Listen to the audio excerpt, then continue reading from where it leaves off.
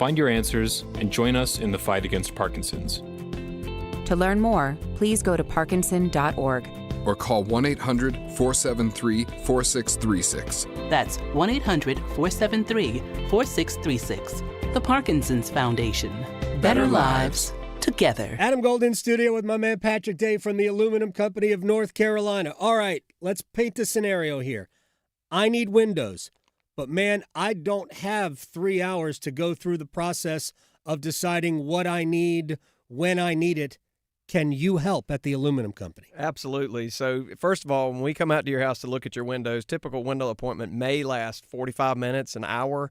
We're certainly not going to make a 4 or 5 hour commitment to talk about windows. We're I had there to to serve help. dinner last time. Right. Listen, my wife always says, I talk to my wife all the time. We have salespeople, whatever we're doing. And my wife, I tell her all the time, I can't stand salespeople. And she laughs. She's like, you are a salesperson. I'm like, well, the difference is I'm just having a conversation trying to help people get what they want. I'm not there to pressure you. I'm just there to help you get in and out. And it's a pretty quick appointment. It's pretty efficient. So we're there to help you and make it quick. I can vouch for that. The Aluminum Company of North Carolina, online at aluminumcompany.com. Why'd I go to the doctor? Working on the farm, my heart kept skipping a beat. I didn't think much of it, but my daughters made me get checked out. Turns out I have atrial fibrillation, which increases the risk of stroke about 5 times. Symptoms like irregular heartbeat, heart racing, chest pain, shortness of breath, fatigue, or lightheadedness can come and go. But if it's AFib, the risk of stroke remains. If you have symptoms, contact a doctor. I'm so glad I did. Visit notimetowait.com. Sponsored by Bristol-Myers Squibb and Pfizer. I'm attorney Brian Ritchie. Workers' comp can be tricky, but my law firm will be on top of all the complicated paperwork and sneaky deadlines so that all of your I's are dotted and T's are crossed. If you've been hurt on the job, I'm on top of it. Contact us at ritchielaw.com. Broadcasting live from the Lenovo Studios. WCMC HD1 Holly Springs. 99.9 The Fan. The Triangle Sports Leader. I'm WRAL meteorologist Elizabeth Gardner. A couple of beautiful afternoons in our forecast, enough to give you some spring fever. Mid-60s this afternoon and partly cloudy. And fairly mild overnight tonight. We'll see a low of 49 under mainly clear skies and lots of sunshine for tomorrow with a high of 70. This hour of The Drive is brought to you by Law Tigers. Injured in a motorcycle accident? Call 1-800-LAW-TIGERS before you call your insurance company. Case evaluations are always free, and you don't pay a dime until your case settles. Law Tigers, North Carolina's motorcycle lawyers.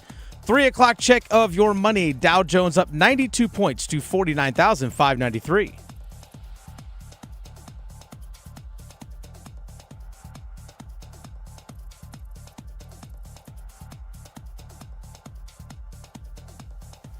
And now a steal by Brown. Pick the pocket of Freeman to the other end. A spin and a dunk!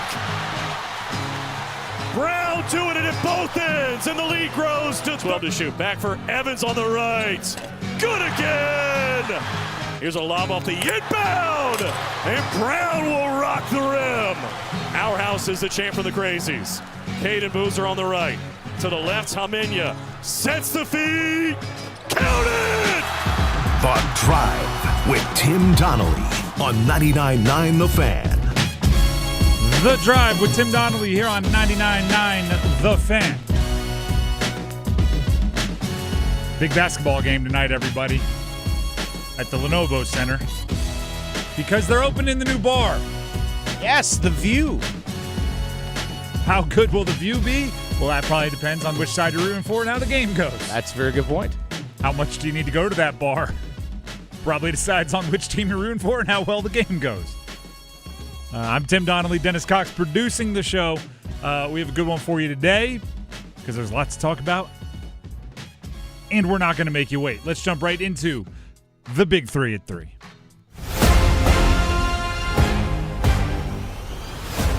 Number 1, State, Carolina. State hosting Carolina, 7 o'clock tonight, men's basketball. Timing is everything, right? Like in business, it's location, location, location. In sports, it's often timing, timing, timing. If this game would have been played 2 weeks ago, I think both these teams are playing really well, and they're going into this with momentum, and it feels like a heavyweight fight. Where it is right now, One team's dealing with some serious injuries. The other team's dealing with some serious losses.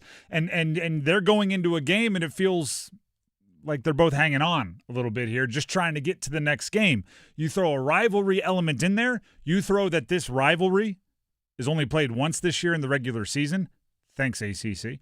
So there is no, we'll get you next time. There is no, oh, we'll catch you when we're healthy. There is no next anything, unless it's the ACC tournament or NCAA tournament. It adds a bit of finality to it. And I think the story of this one, as much as it is individual players and teams and matchups, and as much as it is Caleb Wilson out and what's the deal with Henry Vasar for UNC, as much as it is the emergence of certain players for NC State and maybe the underwhelming nature of others, I think it's the coaches. And we're going to kind of run this theme throughout the show. I think it's the coaches, which, by the way, as soon as Will Wade was hired at NC State and you looked at the three coaches in the triangle, I'm throwing John Shire into the mix. He had a good day yesterday. I went, oh, this is interesting, right? This feels like those three coaches are going to run their programs in the image of themselves, and it's going to be very, very different from one another, and there's going to be clashes, and there's going to be differences in philosophies and difference in recruiting and difference in so much, difference in how they use the portal, difference in how they talk to the media. And if you go Hubert Davis versus Will Wade, round one, this season has been wildly different for both of them. Hubert Davis almost refuses to ever acknowledge anything bad or good, right? It's steady as she goes. It's always the coach speak. Caleb Wilson hurt his wrist in a game, got taped up after the game. Hubert Davis told us there was no situation about his wrist. And then we learned the next day that it was a fractured hand and he would be out indefinitely. And then you go to Will Wade. Will Wade, a bad game? He's in the post-game press conference lighting his team up. Not only does he acknowledge the bad, he emphasizes, sometimes over-exaggerates the bad. They do it differently. And going into a rivalry game, which has huge implications as far as seeding in the ACC tournament, as far as whose season appears better than the other. And then on top of that, bragging rights, right? On top of that, bragging rights. The way these two coaches handle their situations, and both have their challenges, it's as big as any player making or missing shots. And that all happens tonight at 7, as we mentioned, in the Lenovo Center. That's number one. Let's get to number two. Number 2. And by the way, we will get back to previewing that game quickly. We'll do it about 10 minutes at 3:15. Look more at the Hubert Davis side of that coaching matchup.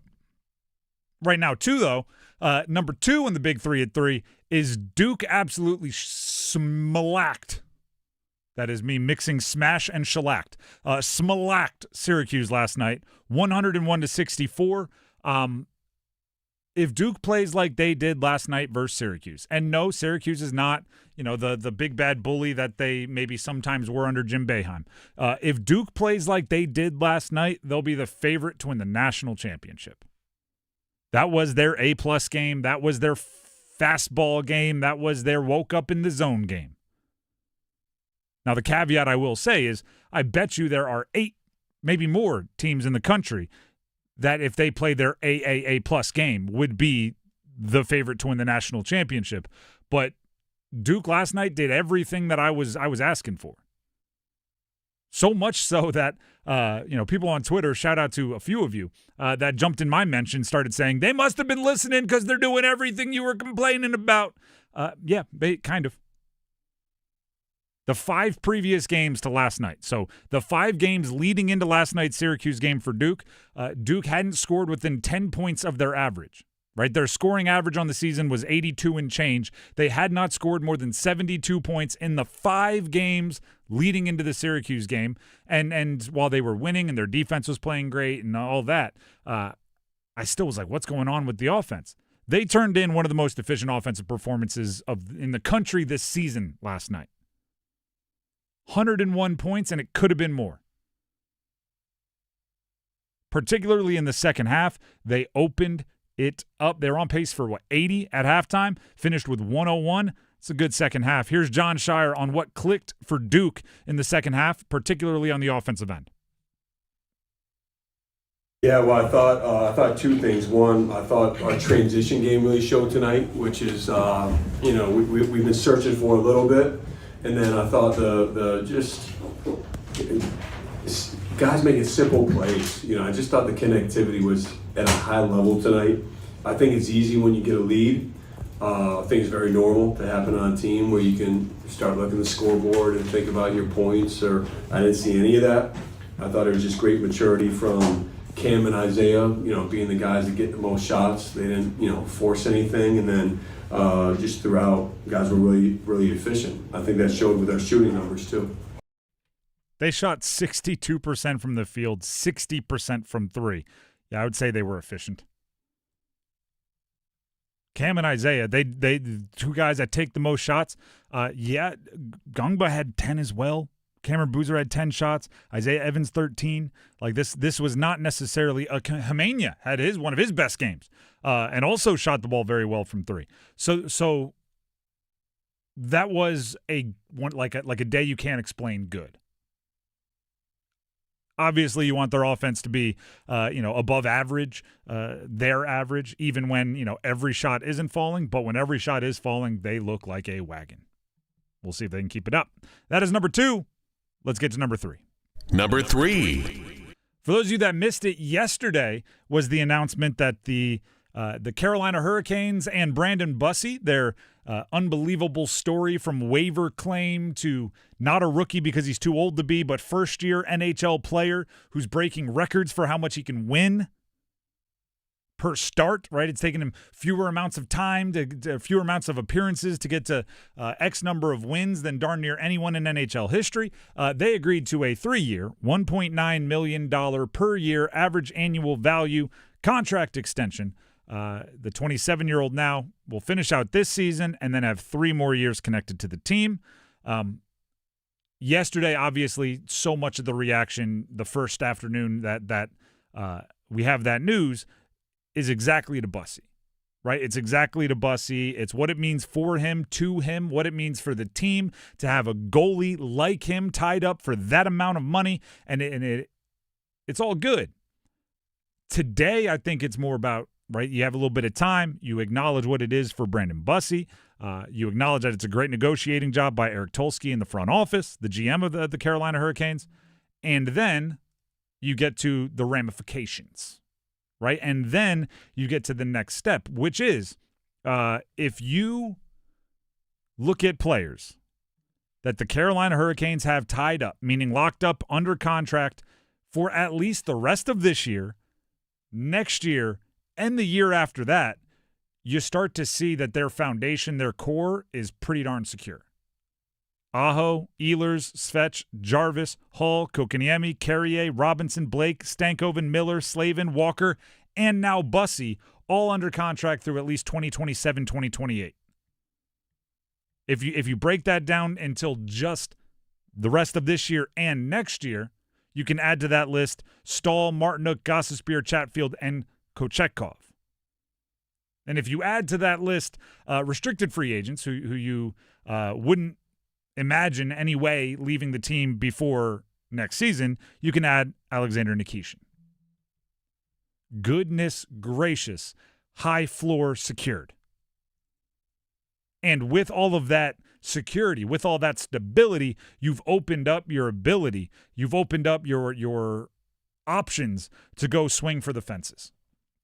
Not to mention Joel Nystrom, not to mention some of the guys in the farm system that can either be used as trade bait or could be pulled up if necessary if you do a 2-for-1 trade or something along those lines. This secures a very, very high floor, I believe, for the Carolina Hurricanes moving forward, and their ceiling can be decided by the big swings they do or do not make. But it is not just awesome for Brandon Bussi. It's awesome because of the 3-year term, right? Many were kind of guessing 2, which would mean he'd be looking for an extension the one off season prior. Not only is the term a little bit more, not only is the money a little bit less, but it's so easy to build around. And the cap's going up. It's all good in the Canes front office.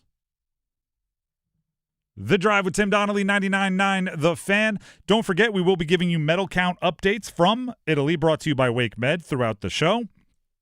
And with NC State hosting Carolina men's basketball tonight, we will never be too far away from some conversation pertaining to that matchup, including the next one.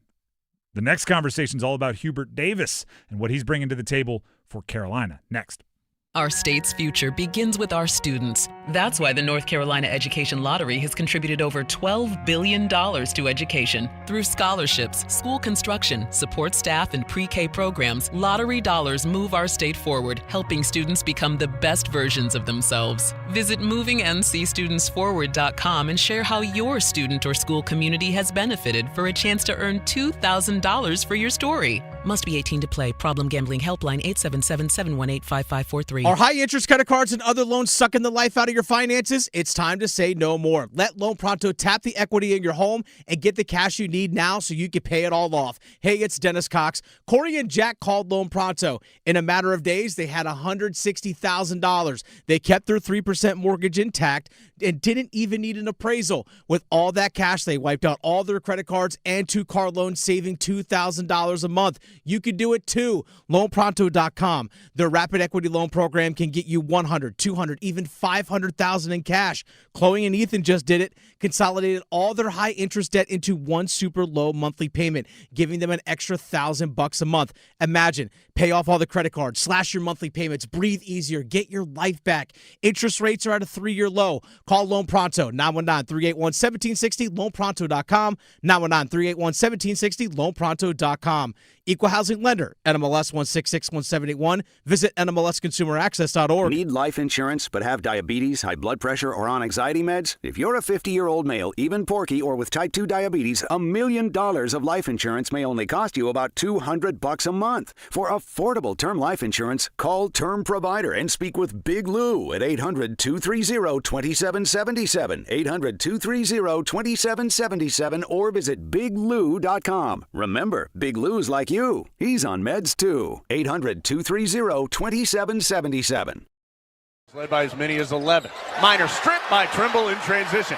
Tar Heels going the other way. Trimble has Bogobots with him, but he's going to go to the cup and scoop it home. The Drive with Tim Donnelly, 99.9 The Fan. Hubert Davis has a real opportunity this evening. Talking head coach North Carolina. Men's basketball taking on NC State on the road at the Lenovo Center tonight, 7 o'clock. Hubert Davis has a real opportunity to, I don't even want to say earn stripes, right? Because the guy's been coaching there for a while, right? He's made it all the way to the Final Four. He's got some resume builders.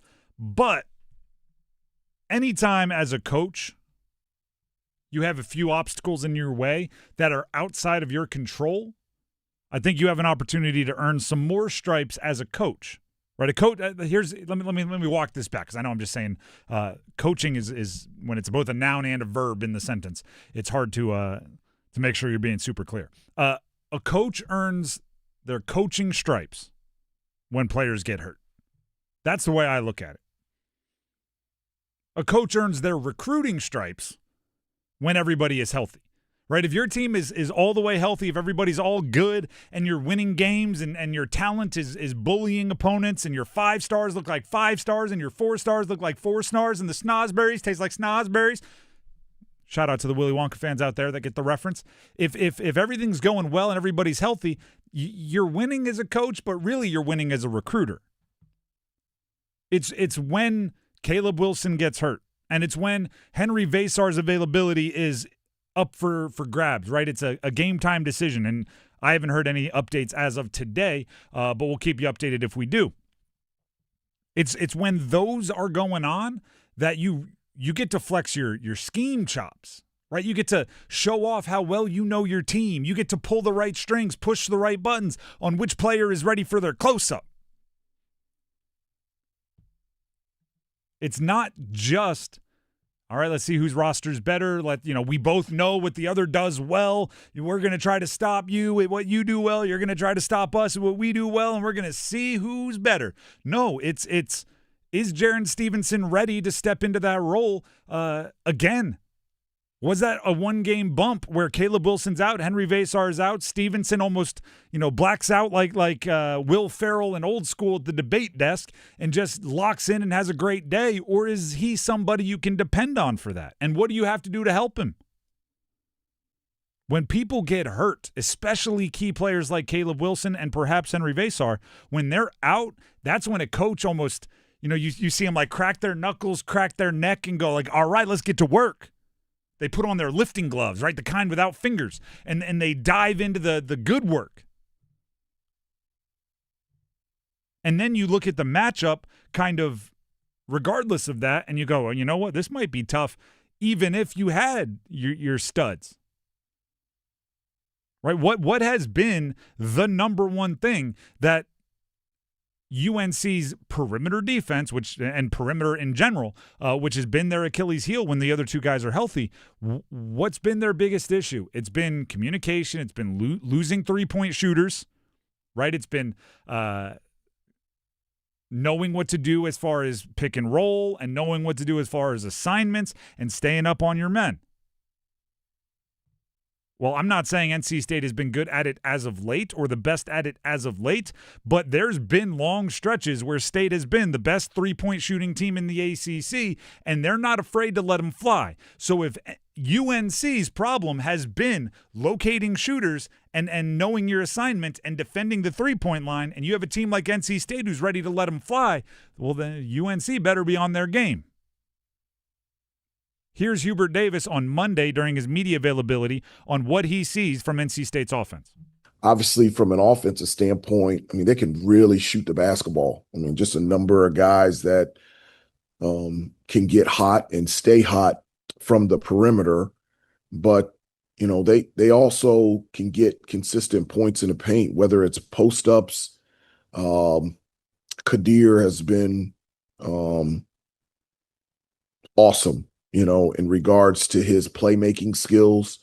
And I think those are just a couple things that make them a good basketball team. Yeah, everybody, it's pretty interesting, isn't it? Because how you guard that, right? And it's not a surprise, right? We're at the point in the season where you know what another team's strengths are. It's not like, NC State likes to shoot the three. No, NC State likes to shoot the three. But if you have Caleb Wilson and you have Henry Vasar, particularly Caleb Wilson is somebody who you trust in any situation. If he gets switched onto a guard, get a hand up, right? Block the shot, change the shot. Do you trust Zayden High in that situation? Zayden High is the big man that played 32 minutes against Pittsburgh with Vasar out. If Vasar is in there and he's been dealing with the flu for the last week, do you want him getting the cardio with chasing shooters around?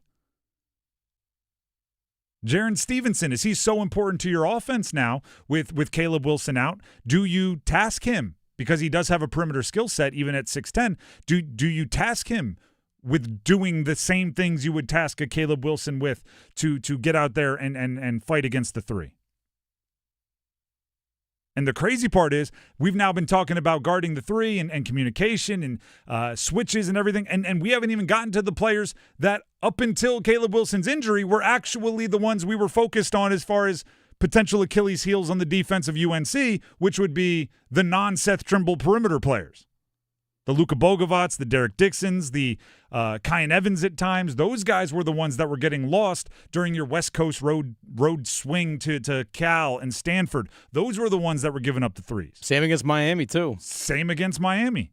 Although you could argue in that game, everybody was just a step slow. Well, there's that. But you're exactly right. Like, those were the guys. So basically you've lost your control. You've lost your dependable, especially if Henry Vasar can't go. And we don't know. But if he does go, who knows what percentage of himself he is. Definitely benefits State for the fact that State doesn't have much of a post presence as a whole. So, like, for anything, it kind of like it helps them out. It's like, well, not only is it two of their best players, again, assuming Vasar doesn't play, but even if he does, not 100%, but I mean, it would be funny if like the team just handshake it at center court and go like, no Four post guards. ups, no post ups, Yeah. deal. All right, 4 guards at all times, deal. No back to the basket work, fair. Just an honor. But it changes everything. And for Hubert, like I don't even want to open up this conversation, but there is an element of you are there's nothing to lose, because if you lose the game, whoa, we lost an ACC game to, a top half of the ACC team. Sure, they're a rival, but we didn't have our 2 best players, or we didn't have 1.5 of our best players. Ooh. And then if you win, it's, oh my goodness, we won and we didn't even need 2 of our best players. Like there's an element of win-win. Like you have a reason why you wouldn't play well, but you can look at it like that, or you can look at it as we have the opportunity to go out there and show that we aren't just Caleb Wilson. We aren't just these 2 big guys, which, like, and I've done it. I'm not even gonna hide from it. I've said about this team, right? They are Wilson and Vasar, and everybody else just has to be barely 1 ounce good enough that you don't waste Wilson and Vasar. Well, against Pitt, they looked pretty darn good without both of them. Granted, that's against Pitt. That's a different beast. But if they look that good against NC State, few things change. I would look at this as an opportunity to flex on them a little bit if you're Hubert Davis. Scheme something up fantastic. Run a small ball lineup out there when Will Wade isn't expecting it. And then smirk at him down the court. Right? Run a extra big lineup. I don't know. Right? Do whatever you have to do to keep them on their toes and take away what they do best, which, you don't have to ask Will Wade this because he'll tell you, they're a weak jump shooting team or whatever the verbs the description he was using. But they are a 3-point shooting team. Like they were the best until recent 3-point shooting team in the Atlantic Coast Conference. So if Carolina can take that away and keep them guessing, I would sit back if I were Hubert Davis and make sure that, wherever I go to celebrate games is low key. I'd kick my feet up and I'd enjoy it. I'd bask in that one because it would be a true, I coached my way through this game. And I'm a big fan of Caleb Wilson. It appears as if he's doing absolutely everything he can to come back, and he wants to make an impact on this season still, which means until he comes back, like, coach your tail off, Hubert. You know what I mean? Scheme up what you got to scheme up to make that absence not a huge detriment to the team. And then once Caleb Wilson comes back, you can go back to the things you were doing well, up till the Duke game. The Drive with Tim Donnelly, 99.9 The Fan. It is an absolute flex opportunity for Hubert Davis. Before we move on, and we'll get to the Dean's List as well as a medal count update, it is time to hear from our very own Dennis Cox. That's right. Dennis Cox here. Real quick, I got to tell you guys about my friends over at Raleigh Weight Loss Center. I know you guys have probably heard me talk about it for several weeks now, about my weight loss journey with Raleigh Weight Loss Center and the fact that I've lost over 40 pounds, 42 pounds to be exact. And I continue to state this about Raleigh Weight Loss Center. It's not just the fact that you lose the weight. Their goal is not to just lose the weight, but to maintain the weight loss. And that's the thing. That's the thing about Raleigh Weight Loss Center that I've been most impressed about is the fact that I've continued to keep the weight down. Sure, you have sometimes daily fluctuations, a few pounds here or there. That's obviously you're going to have that. But as a whole, the weight has stayed off. And here's the most important thing. Not one injection, not one shot, no pills, no steroids, no side effects.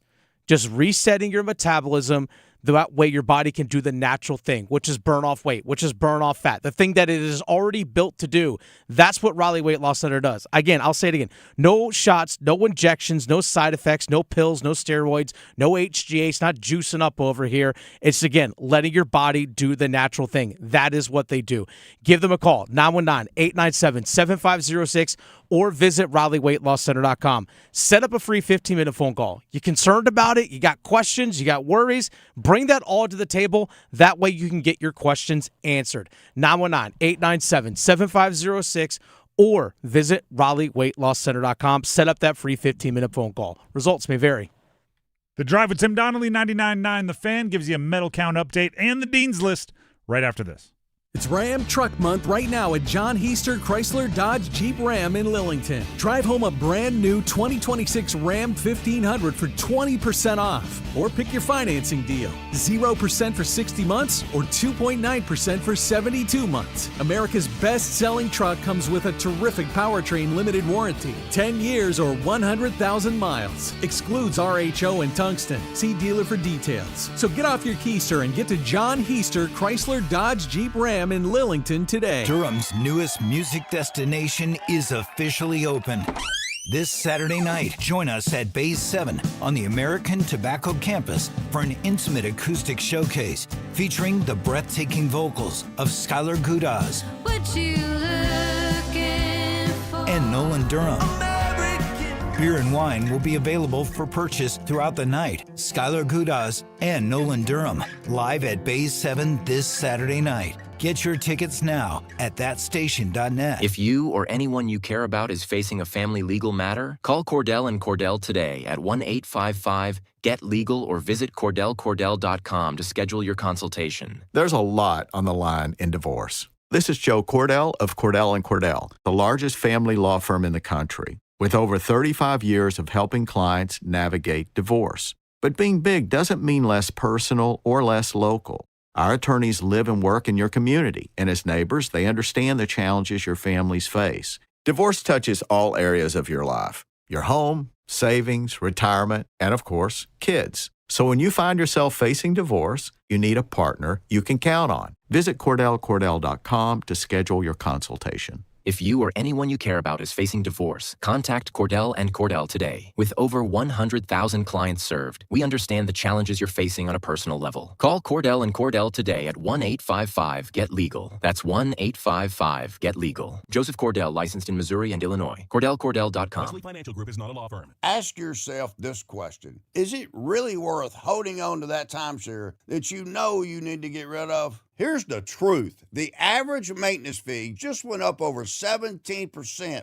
That could have been 117%, and there's nothing you can do about it. When you buy a timeshare, you give them a blank check for annual maintenance and assessment fees. I'm Chuck McDowell, founder of Wesley Financial Group. For 15 years, I've helped over 50,000 families cancel their timeshare. Not sell it, not transfer it, cancel it. Did you buy a timeshare because they told you it was a great investment and your maintenance fees would never go up? That's a lie. Are you ready to get rid of your timeshare once and for all? Simply call us and I'll send you our timeshare exit kit that explains all your options for cancellation. Call Wesley now for your timeshare exit kit. 800-960-3377. That's 800-960-3377. 800-960-3377.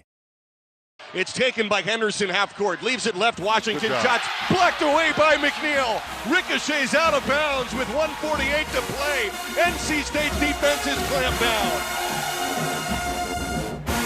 The Drive with Tim Donnelly here on 99.9 The Fan. A few things we need to take care of here. First of all, Michigan-Purdue tonight here on 99.9 The Fan. Coverage starts at 6:15. Pregame at 6:15. Michigan is facing Duke on Saturday, so if they take care of business against Purdue, it'll be a big game anyway, but it'll be an absolutely gigantic game if they ride a long heater right in just like Duke is. By the way, Michigan, Duke, and as well as Houston taking on Arizona. It's 1 through 4. Yeah, 1 through 4 all playing each other. Love it. A random Final Four in the middle of February. Love it. It should be a really fun one, and the Michigan-Purdue game you can hear right here on 99.9 The Fan. Also, as far as things going on as we speak, let's jump into the Wake Med Winter Games medal count from Italy.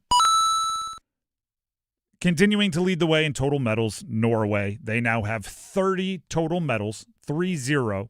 And second in total medals, Italy with 24. And United States clinging to the ever-so-small lead in total medals over Japan. United States has the third most total medals. We have 20. Japan has 19, so we are just one ahead. Hopefully we can grow that lead and catch up to Italy and Norway. If you're only counting gold medals, I can pass along those leaderboards to you as well. Norway in first with 14 gold medals. Italy in second with 9. The United States and the Netherlands are tied in third in gold medals with 6 apiece. and we do continue. It's the weirdest thing. We do continue to lead the whole field in silvers. We have 10 silver medals. The United States does. Well, it's because of Norway. Norway has 8 silver medals. They're in second, tied with Austria. Yeah, I guess that's it. We just can't get over the hump in some ways, but a lot of silver medals for the United States. And that has been the WakeMed Winter Games medal count from Italy. Now we will jump into our regularly scheduled every day, same time, same place, Dean's List. Classes in session. First, we already talked about this guy quite a bit with what he has going on tonight, but bigger picture, I'm putting Hubert Davis on the Dean's List for the commitment he received from 5-star combo guard Dylan Mingo, 6'5" recruit out of Long Island. Number 5 in the country, anywhere between 5 and like 8, depending on which recruiting service you're going through. So top 10? Top 10 recruit in the country. All right. I'm calling this the Caleb Wilson effect. Caleb Wilson, projected top 10 NBA draft pick. It's been a while since UNC had a top 10 NBA draft pick. I believe Kobe White was the last one. Just came back to play for the Hornets. Caleb Wilson shows up at Carolina. I believe improves his stock, right? Since he's been playing for Carolina, he's looked good. And now, oh, look at that, other 5 stars. And he's 6'5". This is a combo guard that's, NBA prospect, top 10 projected pick in 2027, although it's early. But I do think it is one of those self-fulfilling prophecies. The more players you have show up that go on, get drafted high, go on, have success, more want to follow in their paths. And sometimes it takes maybe a trailblazer like Caleb Wilson to restart what once was an absolute conveyor belt of great players in Carolina straight to the NBA. So next up, Dylan Mingo. More Dean's List. Oh, speaking of UNC, Taron Dickens, former Western Carolina quarterback, has committed to the Carolina Tar Heels. That's right. The third transfer portal quarterback to commit to Carolina. Interesting. Billy Edwards Jr. from Wisconsin, Miles O'Neill from Texas A&M, and now Taron Dickens from Western Carolina. Hey, people want people to compete, right? How about that? You go in the transfer portal and still compete. Because most people go, oh, the portal is just for everybody that doesn't want to compete. Well, what if we go in the portal and choose somewhere we have to compete?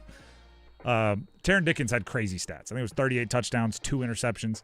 At one point completed like 50 straight passes in one game, which broke a whole bunch of NCAA records at Western Carolina. We'll see if it translates to the power conference level. I don't even know who's the, Billy Edwards maybe came in with the most hype. I don't even know who's the projected starter there out of those 3. But Taron Dickens brings some stats. That's for darn sure. Do you have some Dean's Listers you'd like to throw out here, Dennis? I do. I would actually like to throw out college rivalries here in the state of North Carolina, in particular the Triangle, and in particular Duke Carolina for men's basketball. I don't know if you saw this, but in their matchup when they first played back on February 7th. Okay. Average rating, 3.5 million viewers. It peaked at 4.8. That's an audience 53% increase over last season's first matchup between the two. It's pretty awesome. I like by that the way, we're bringing this up again, but this was on the Dean's List when Max was producing. Oh, okay, yeah. But I do like that we bring it up again because that's a ton of people. It is. And I hope to see more of it tonight with State and Carolina. It's Tuesday. Why not? Come on, the Olympics aren't live. Yeah, exactly. Watch this. The only thing that I think, the part of the secret sauce of that Duke Carolina game was they were both top 15, and Sure. I think that brings in, obviously around here we're going to watch anytime 2 triangle teams face each other. But I do think the random West Coast fan, when they see numbers next to names and it's a rivalry, they get a little bit more juiced. But no, I think there's going to be a really electric atmosphere and a ton of people watching tonight.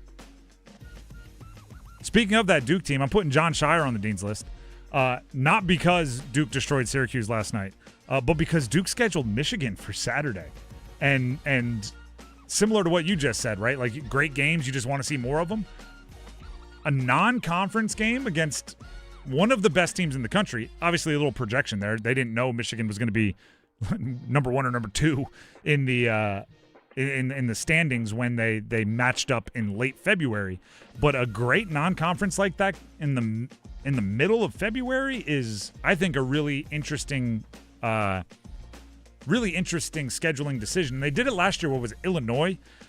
Yeah, played up at MSG. I think it's a good spot check to just get a unfamiliar opponent this late in the season, not a conference opponent that you know like the back of your hand, just to check how prepared you are for the NCAA tournaments later rounds. So I just like the scheduling, and I think it's really entertaining.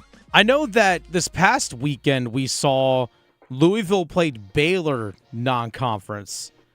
I want to say and Virginia played Ohio State non-conference. I like as well. all of that. I want more of that because, the ACC battle tests you in certain ways, but the unfamiliarity of an opponent you can't really simulate if you're going up against a coach or a team that you know very well. I guess maybe Stanford and Cal and SMU are giving a little bit of that for the next couple of years, but that'll go away the more and more and more you get to know those programs. So, a random game against Michigan is fantastic. A random game against Ohio State, I love that. Random game was Baylor, I love that for Louisville. Last member of the Dean's List. Very heavy on college basketball today, but I'm putting Caleb Wilson on the Dean's List. Hubert Davis on his radio show earlier this week said, I'll just read the quote from Hubert. I think if I said okay, I think he would play with his cast on or his splint. I think he would. He's just champing at the bit to come back because obviously he loves to play, but he loves his teammates and he loves playing here. End quote. I love that. From a guy with an NBA future, I love that. This is how, right? Can I be an old guy yelling at clouds for a second? This is how it used to be. It used to be when you were hurt, unless you your bone was sticking out, a compact fracture or something, you had to be told by the coaches or the trainers, no, you're not playing, because you were going to go out there and put up with anything. And now it's I think a lot of times the reverse. I think trainers are going, it's a pain tolerance thing. If he can go, he can go. And players are going, I don't know, coach. And I'm not saying that's happened around here, but I think there's a lot of guys that are, I don't want to go out there and have a bad statistical day. It's going to hurt my draft stock, or, I don't want to go out there and blah, blah, blah, blah. Caleb Wilson is like, I'll play one-handed if you let me, coach. Right? Like, put the club on it like I'm an edge rusher. We'll wrap it in foam, and I'll go out there and make tackles one-handed. Let me play. Matter of fact, that might be it. Caleb Wilson might be playing the wrong sport. He could be the first, 6'10" edge rusher that weighs, what does he weigh, 210 pounds? He looks skinny out there. Bulk him up. Play him in the secondary, coach. Hard-hitting safety. At least he's got that mindset. I respect Caleb Wilson. Old school college basketball player. The Drive with Tim Donnelly, 99.9 The Fan. Let's dismiss the Dean's List so I can tell everybody about Miller Lending. Tim Donnelly here for Miller Lending. When it comes to grabbing a mortgage, or maybe you've already grabbed your mortgage, you already got it locked in, and you feel trapped by that rate because you locked it in, 2.5 years ago when rates were at their high, and now you're like, I don't want to do it. I don't have the refi. I don't want to pay all those closing costs. I just did it a couple years ago, but call Miller Lending and ask about their no-cost loan.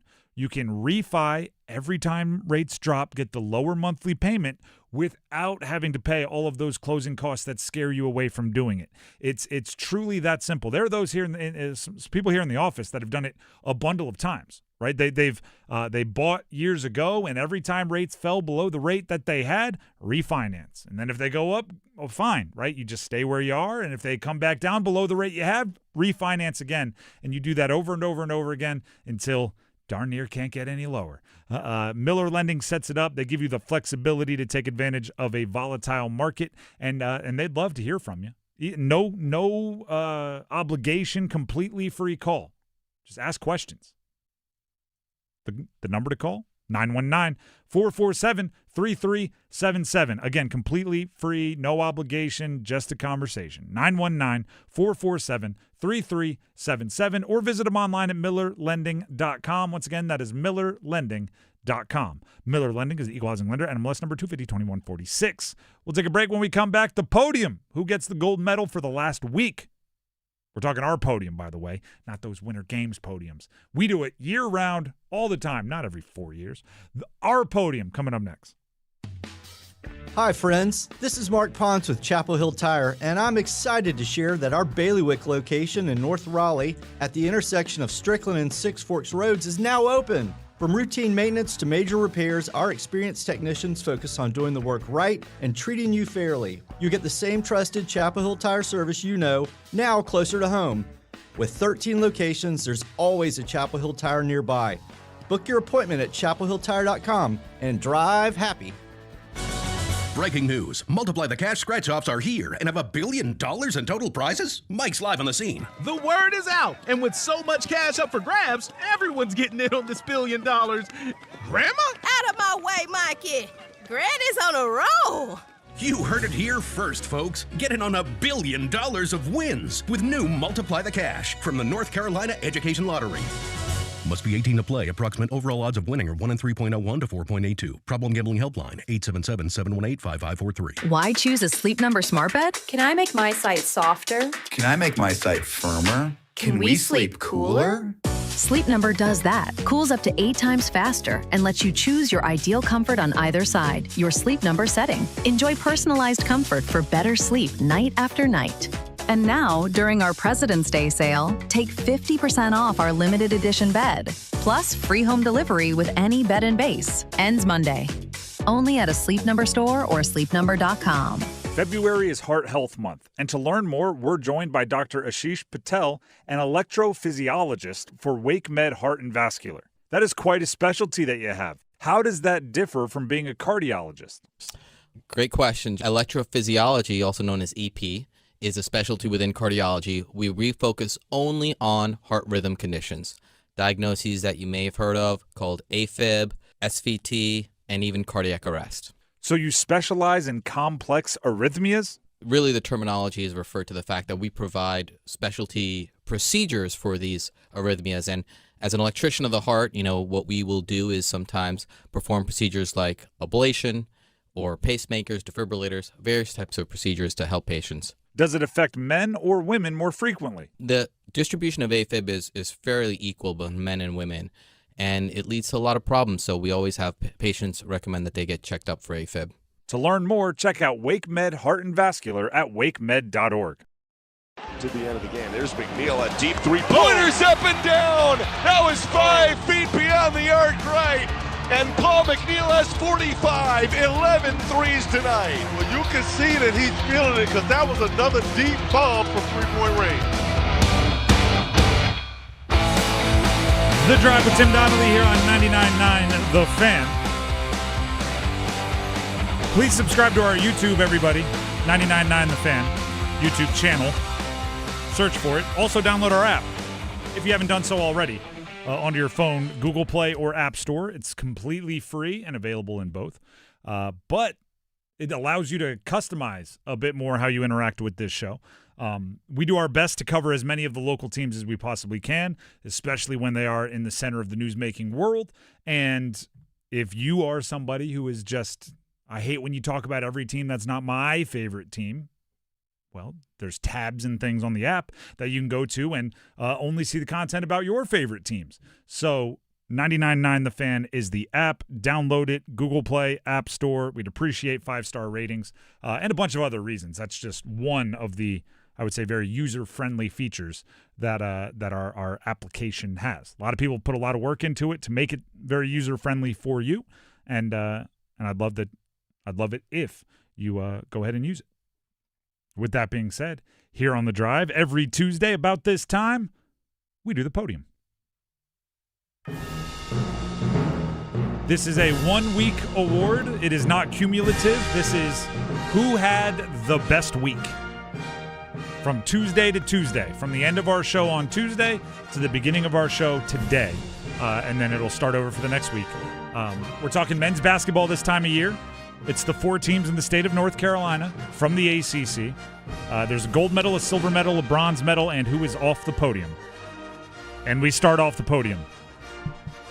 NC State is off the podium. They played one game in our 1-week period, in our grading period, whatever you want to call it. They lost to Miami 77-76, and it was a really bad loss. It was a collapse. It was... You were ahead 7 with a minute left, and that right there against no disrespect to Miami, good team. solid team. I mean, they're not the best in the ACC, but they're playing their way up into some conversations. Big win over UNC, and a come-from-behind victory against NC State, and they feel better than maybe they did a week or two ago. But they had no business winning that game until they did. So State has to feel like they let one slip through their fingers, and with it being a week where they only had one game, that's a long time to stew on that game in that last minute and really bask in the aroma that you've caused for yourself, which does not smell very good. So they're off the podium. Obviously an opportunity today to start next week's podium on a much higher note. Speaking of that game, they're taking on UNC, and UNC is bronze. You know how I started the show saying if these two would have played each other like 2.5, 3 weeks ago, they would have been cruising, and it would have been two teams feeling like they were peaking and playing well, but instead it feels like two teams that are hanging on. We have the off the podium and the bronze medalists going at it in a rivalry game tonight. UNC also lost to Miami, and they actually lost to Miami by more than State lost to Miami, but they've already had an opportunity to get that taste out of their mouth, eradicate that aroma with some Febreze. And without two of their best players. And that's why that was really the difference. They beat Pitt after losing to Miami 75-66 in a game that they just felt listless, felt like no energy, and also had the Caleb Wilson injury mixed into that game. Against Pitt, without Vasar, who was out with illness and perhaps a lower body issue, and Wilson, who's out indefinitely with the broken hand, they beat Pitt by 14, and it was a high-energy game. They played well. Jaron Stevenson, Zayden High played very well, getting way more minutes at different positions than they're used to, at least in game. And that win without those two guys, that's enough to jump you and put you in bronze. That's enough to make up for you lost to Miami by more. And also I think it sends you into a different attitude going into the game against State tonight.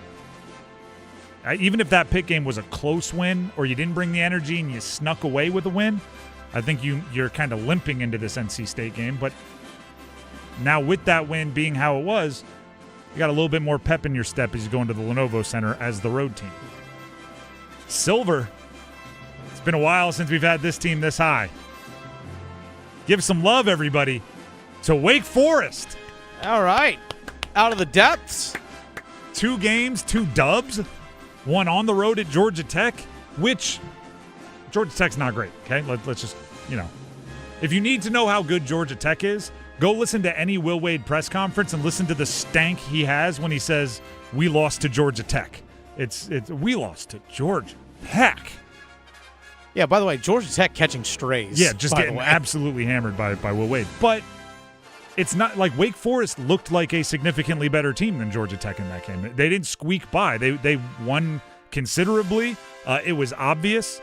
And that's what you should do to a team like Georgia Tech, right? That if you're going to play a team at the bottom of the ACC and you don't want to be seen as their peer, you better go out there and handle your business, which is exactly what they did. And then they won they won versus Stanford. It was at a home game, but they beat Stanford. Stanford has some pelts on their wall, right? They have some decent catches, whatever you want to call it, some decent resume wins, and Wake Forest beating Stanford that's a very good win for them. Whatever the hierarchy is in kind of the middle of the ACC, you want to win those games if you're Wake Forest based on how you've started your season and played the majority of your season, where the eye test says you're better than your record is. A win like that maybe enforces some of that eye test a little bit more. So credit to them, and they did it with defense, right? Holding Stanford to 63 points. So it was a good week for Wake. Steve Forbes is probably, he'll call it like he sees it. This is probably, he doesn't got to mince any words or sugarcoat anything, and he can be proud of his team for how they played this past 7 days. And then gold goes to Duke. They had the opportunity to play 3 games in this grading term. They won at Pitt, holding them to 54 points. They won versus Clemson, holding them to 54 points. Then their defense had an off day against Syracuse last night. They gave up 64 points to Syracuse. Oh, whoa. but their offense picked up the slack by scoring, a $101. They scored 101. Which has been like double what they've been scoring, it feels like. They've been in the low 70s and 60s scoring for a while now. Going back to, the Louisville demolition they had 6 or 7 games ago. They've been in kind of the 60s and 70s. So that game, I think, was needed for their offense. And the 64, you don't want to talk this kind of casual about it, but it felt like it could have been in the 50s if they wanted it to be. Yeah, you're emptying the bench and things like that. And when you have 90, you're probably not just human nature. Probably not going all out to get that, tipped pass or whatever. They scored 101. It was the first time in a long time that their offense, by the way, their offense played better than it did even at its peak. They shot 60-something% and 60-something% from 3 as well. That's not going to happen often, but it's a good palate cleanser for what I think was maybe the lowest stretch of their season offensively. It also paired in with one of the best stretches of their season defensively, so they were still getting majority wins. Essentially, what are they, 20-something in 2? And their 2 losses, they've been behind by a complete 50 seconds or something like that. So this was as complete a victory as you've seen from one of the most complete teams in the country. Pair that with 2 good wins at Pitt and versus Clemson. Clemson was a top 20 ranked team at the time. They're a gold medalist. They're a gold medalist for the week. We'll see if they can make it through Michigan on Saturday and where they'll be on the podium next week. But for right now, 3 wins, 3 double-digit wins, you get the gold. And following the podium every week, by the way, I'll just recap it. Off the podium, NC State, bronze, Carolina, silver, Wake, gold, Duke, as the podium sits right now for the last 7 days. After the podium, we then look to the group of 5, or mid-majors in basketball, the mid-majors and lower division teams in the state of North Carolina. We pick one and we give them a gold star. Dennis, where's the gold star headed? After back-to-back home wins on Saturday, the 14th, and this past Thursday, UNC Wilmington, back-to-back pair of wins, including a win this past Thursday, 65-54 against Elon, so an in-state win, and they got a win against Hofstra as well on Saturday, 70-66. UNC Wilmington sitting atop the CAA, at 11-2 in conference. My old stomping grounds, Delaware was in the CAA back when I was playing. Now we're FBS, but still, hey, that's good basketball down there. There's some players. Give UNC Dub some credit there. And the Elon win, 54. What's the deal with holding teams to 54 points recently? I don't know. That's the number if you're flexing your defense. You're going 54, no more. Getting a double-digit win, scoring 65 points is pretty bananas for UNCW. UNC Wilmington is 22-4 on the season. Sounds like a Cinderella to me. Sounds like somebody you wouldn't want to catch on that first line of the tourney. That's right. Sounds dangerous to me because I'll know more about them because they're in-state, and then when I fill out my bracket, I'll go, oh, they're such a Cinderella, Elite 8. And then my bracket is absolutely burned. But maybe the 12 seed, let's go. The 1 year it happens. 12 over a 5. Let's go, Seahawks. Even though it's a mythical creature. Just a hawk that lives by the sea. The Drive with Tim Donnelly, 99.9 The Fan. Gold star goes to UNC Wilmington after a couple of wins at home, including an in-state win against Elon. Gold star headed their way. We'll take a break. When we come back, football at 4 is a word of caution. A smart person learns from their own mistakes. A wise person learns from the mistakes of others. What other teams' mistakes should the Panthers learn from? Stick around.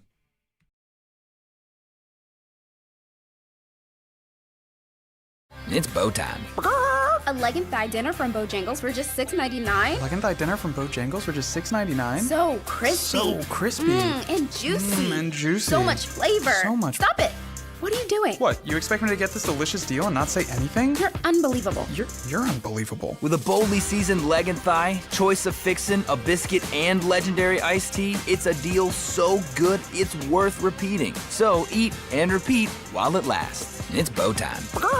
It's bow time.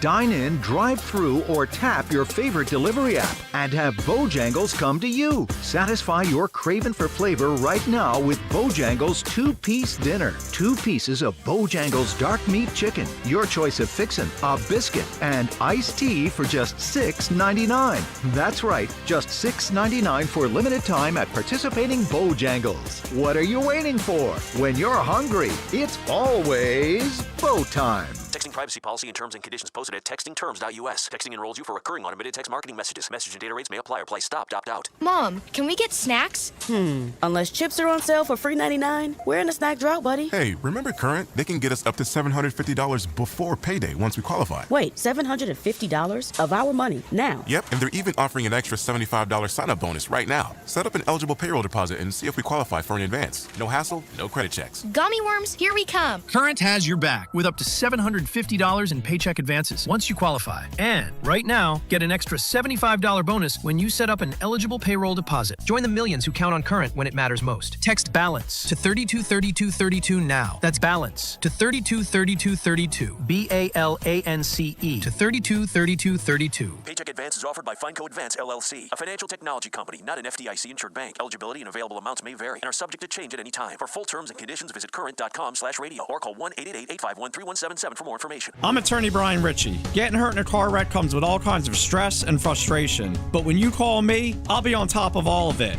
So all you need to worry about is getting better. If you've been injured in a car wreck, I'm on top of it. Contact us at ritchielaw.com.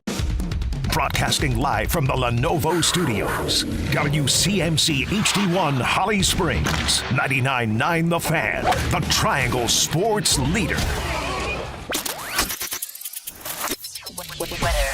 I'm WRAL meteorologist Elizabeth Gardner. A couple of beautiful afternoons in our forecast, enough to give you some spring fever. Mid-60s this afternoon and partly cloudy. And fairly mild overnight tonight. We'll see a low of 49 under mainly clear skies and lots of sunshine for tomorrow with a high of 70. Weather update brought to you by Blue Shark Vodka, the world's smoothest vodka. Pour Blue Shark Vodka at all your events to lift everyone's spirits. Blue Shark Vodka, the shark that doesn't bite. 4 o'clock check of your money. Dow Jones up 8 points to 49,009.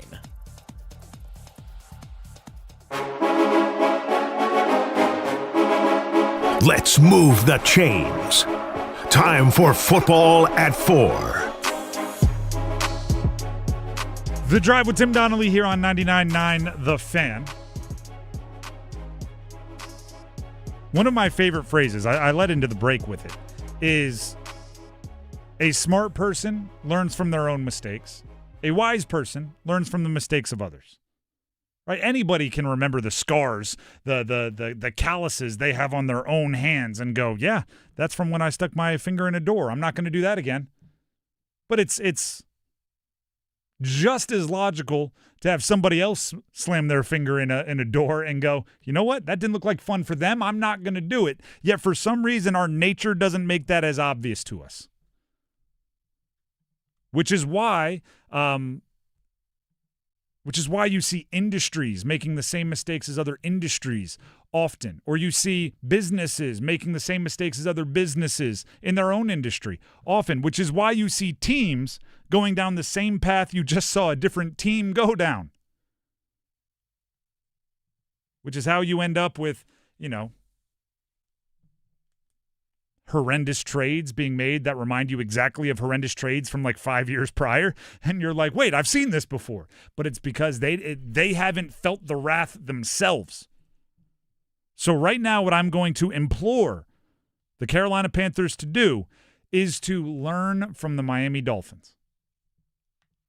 Yesterday, we talked about the possibility of Bradley Chubb coming quote-unquote home. I know he's not from North Carolina, but he went to NC State. That's where he became kind of a nationally known prospect, one of the better players, especially on the defensive side of the ball, in college football in the last however many decades.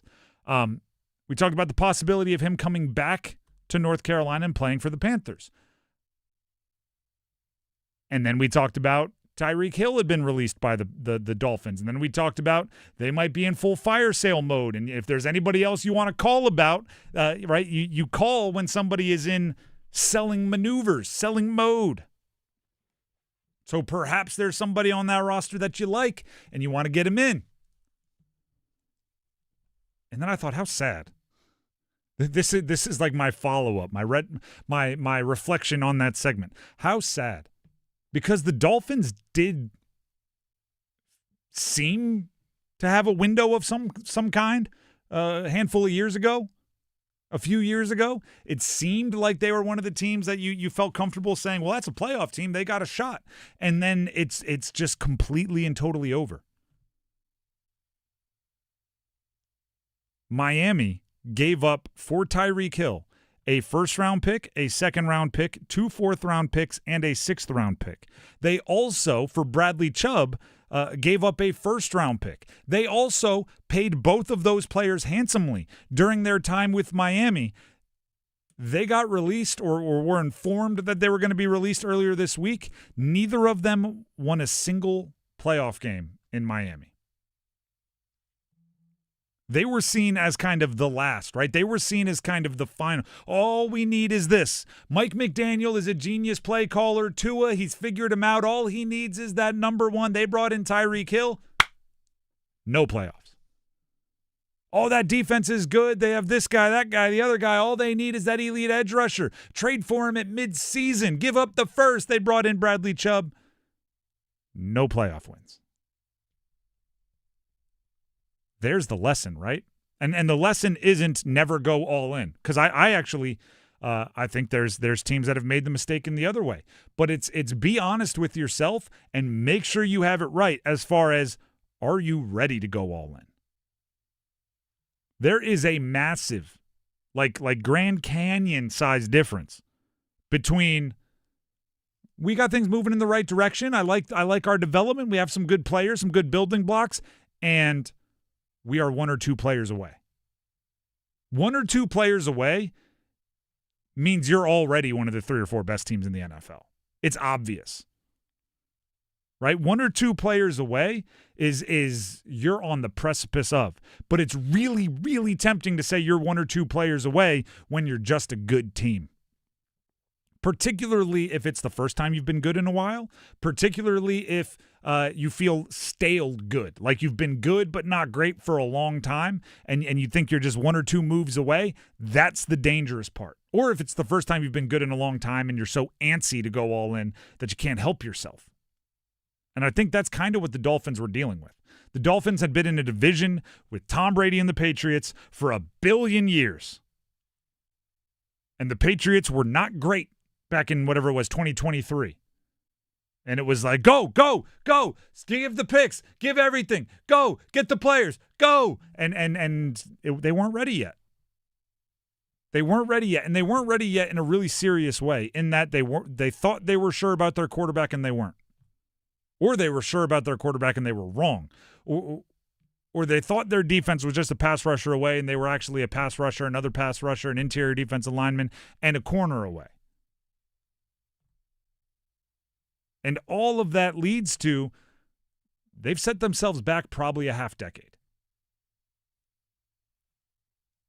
And the only difference there, and this is what the Panthers have to make sure, the only difference there is if you go all in, you give up the picks, you trade for the veterans, you do the whole thing, and you win a Super Bowl, or you make it to a Super Bowl, or you have 3 years in the conference championship, then when you bottom out, because eventually, right, those guys are going to get too expensive. You're not going to have the cost-controlled rookie contracts. It's going to be really tough for you to stay on top. When you do that, at least you have something tangible to remind yourself of the good years.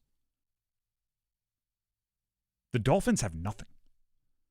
They don't even have a playoff. They got a really impressive 2 years Tyreek Hill stat sheet that they can cling to, and that's it.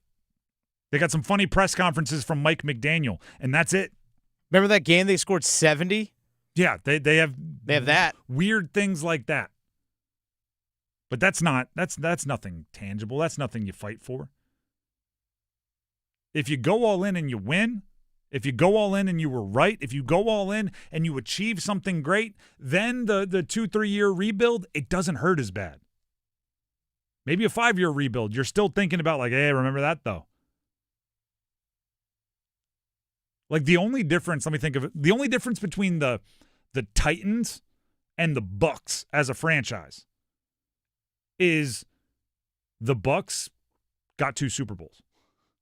They've both been bad for most of this century. They both have random good teams every once in a while, right? The Steve McNair year, they made it all the way to the Super Bowl. The Ryan Tannehill year, they made it all the way to the conference championship. And other than that, they've been mostly not great. The Bucks, they have the Derek Brooks year where they won the Super Bowl, Brad Johnson, and they have the Brady year where they won the Super Bowl. Other than that, they've been bad for most of the century, but the Bucks seem like such a much better franchise. Their fans have so much more to talk about because they went all in the right years and got it. So the Panthers need to learn from the Dolphins to not be the Titans. Keep it up. Does that make sense? And basically what I'm saying here is the Panthers had a good run last year. Made it to the playoffs. Surprised, I think, everybody with how well they played in the playoffs against one of the best teams in the league in the Rams. And that's good vibes. That's excitement for the future. That's a nice little core that you have. But when I tell you the Panthers could not be farther from 1 or 2 players away from winning a Super Bowl, maybe I don't want to say they could not be farther because you could be like the Browns, but they are still very far from 1 or 2 players away from the Super Bowl. And use that bit of information and put it through your brain when somebody asks you if they should trade for Max Crosby.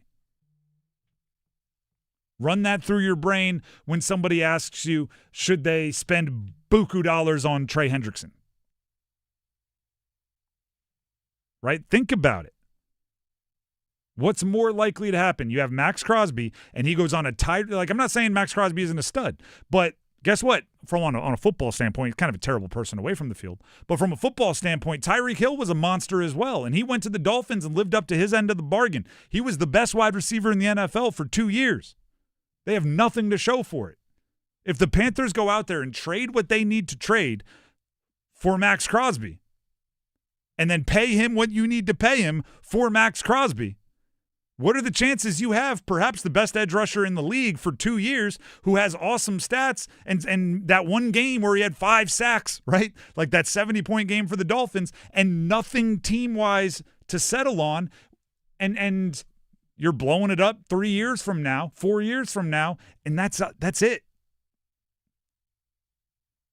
One thing this regime, I don't want to be clear, this regime, because prior to, they did not do a good job of this. But one thing this regime for the Carolina Panthers has done pretty well is not skipping steps. Right? They're not trying to like artificially build a team. They're doing it through the draft. They're doing it with when they do go into the free agency market, they're taking age into account, right? One of the more underrated parts of like a Trayvon Merrick signing is that he's 26 years old now. Yeah. Right? So you go out and you get your veteran, guy that's played 34 years, whatever it was, with the Raiders and has production, but it's not like you're going to get the 32-year-old who is going to increase your team a bunch, but in the short term, right? Merrick is a guy that if he settles in and becomes a stalwart for Carolina, he can be around for another, better part of a decade. Yeah, that's the thing. There's a level of upside still there. Like Bobby Brown was literally, I think it was 24, 25 when they signed him as well. Turk Ward, I think, was 26. So there was that level of upside when that's Dan Morgan's approach. It's like, okay, someone that's good, fits our mold, and there's still room for them to grow. And even somebody, I mean, we could go through the whole list. Robert Hunt's not 30 yet. And I think he's just about to turn 30. And he's played a couple years already under the contract. Mm-hmm. You're almost to the point where you can get out of it if you need to.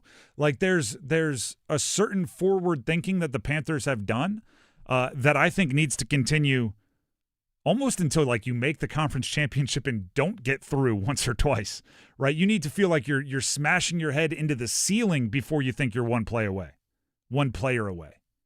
And then you have to be willing to pull that trigger, right? I do think the opposite can be true as well. Like you can kind of bills yourself where you're close, and you never make that right all-in move to get you over the hump.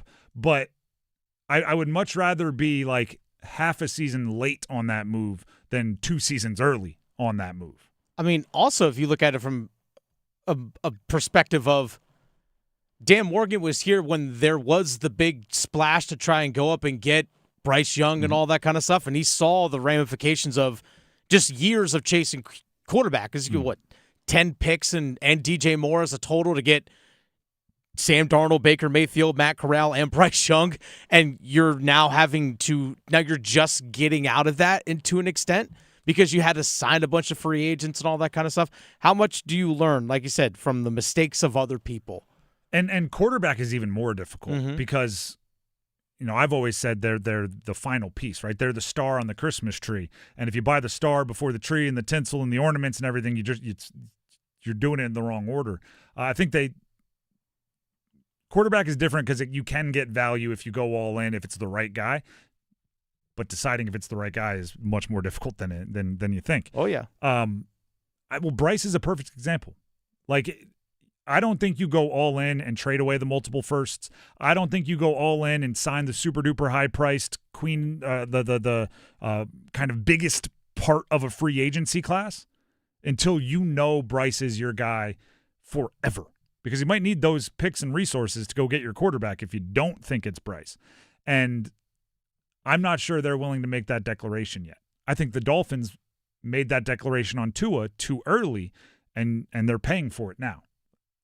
The Dolphins aren't going to be good for a while. I want that to be clear. They're going to eat some cap hits that are just brutal. They're not going to be good for a while. Yeah, they're going to stink. And they're going to have to eat that because of decisions they've made in the past when they thought they were ready to win a Super Bowl. Because they had good vibes for like 18 months. Don't let good vibes for 18 months intoxicate you. The Drive with Tim Donnelly, 99.9 The Fan. We have Copper Drop and more about State Carolina tonight. But first, Dennis Cox has a message he'd like to pass along. I do. Dennis Cox here real quick for my good friends over at Law Tigers. I say this time of year, it's the season of winning. You got winter games. We have all the college sports going in that we enjoy here in the state of North Carolina. But you, the listener, you listening to this right now, I want you to win as well. I need you to go to caniacsbike.com. The Law Tigers are once again teaming up with your Carolina Hurricanes to give one lucky Caniac a custom Canes Ducati motorcycle, courtesy of Art Moto Garage and Shiny Side Paint. Simple to enter. You go to caniacsbike.com. That's where you enter for your chance to win.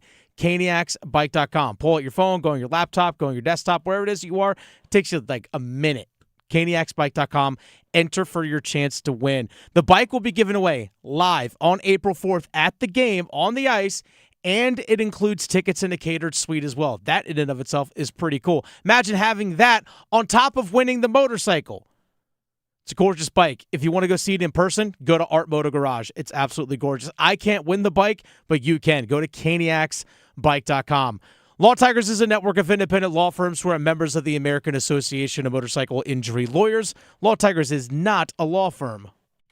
The Drive with Tim Donnelly, 99.9 The Fan, will be back with a medal count update from the Winter Games in Italy and Copper Drop. Stick around.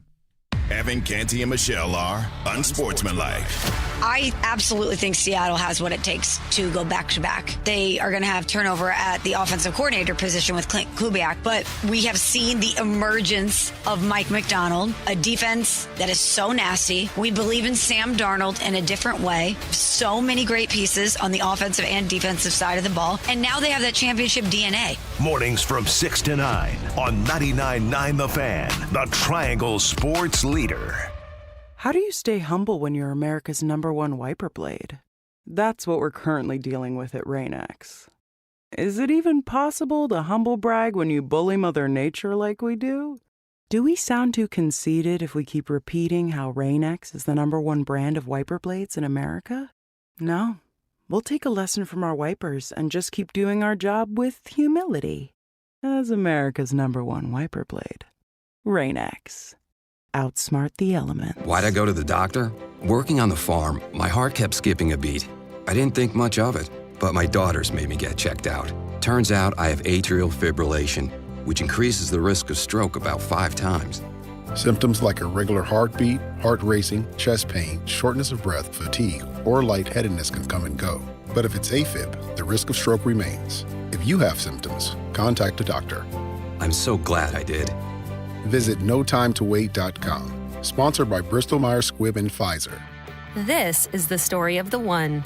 As an HVAC technician, he and his digital multimeter are in high demand. So when a noisy office HVAC turns out to be a failing blower motor, he doesn't break a sweat. With Grainger's easy-to-use website and product information, he selects the product he needs to keep everything humming right along. Call 1-800-GRAINGER, click Grainger.com, or just stop by. Grainger, for the ones who get it done.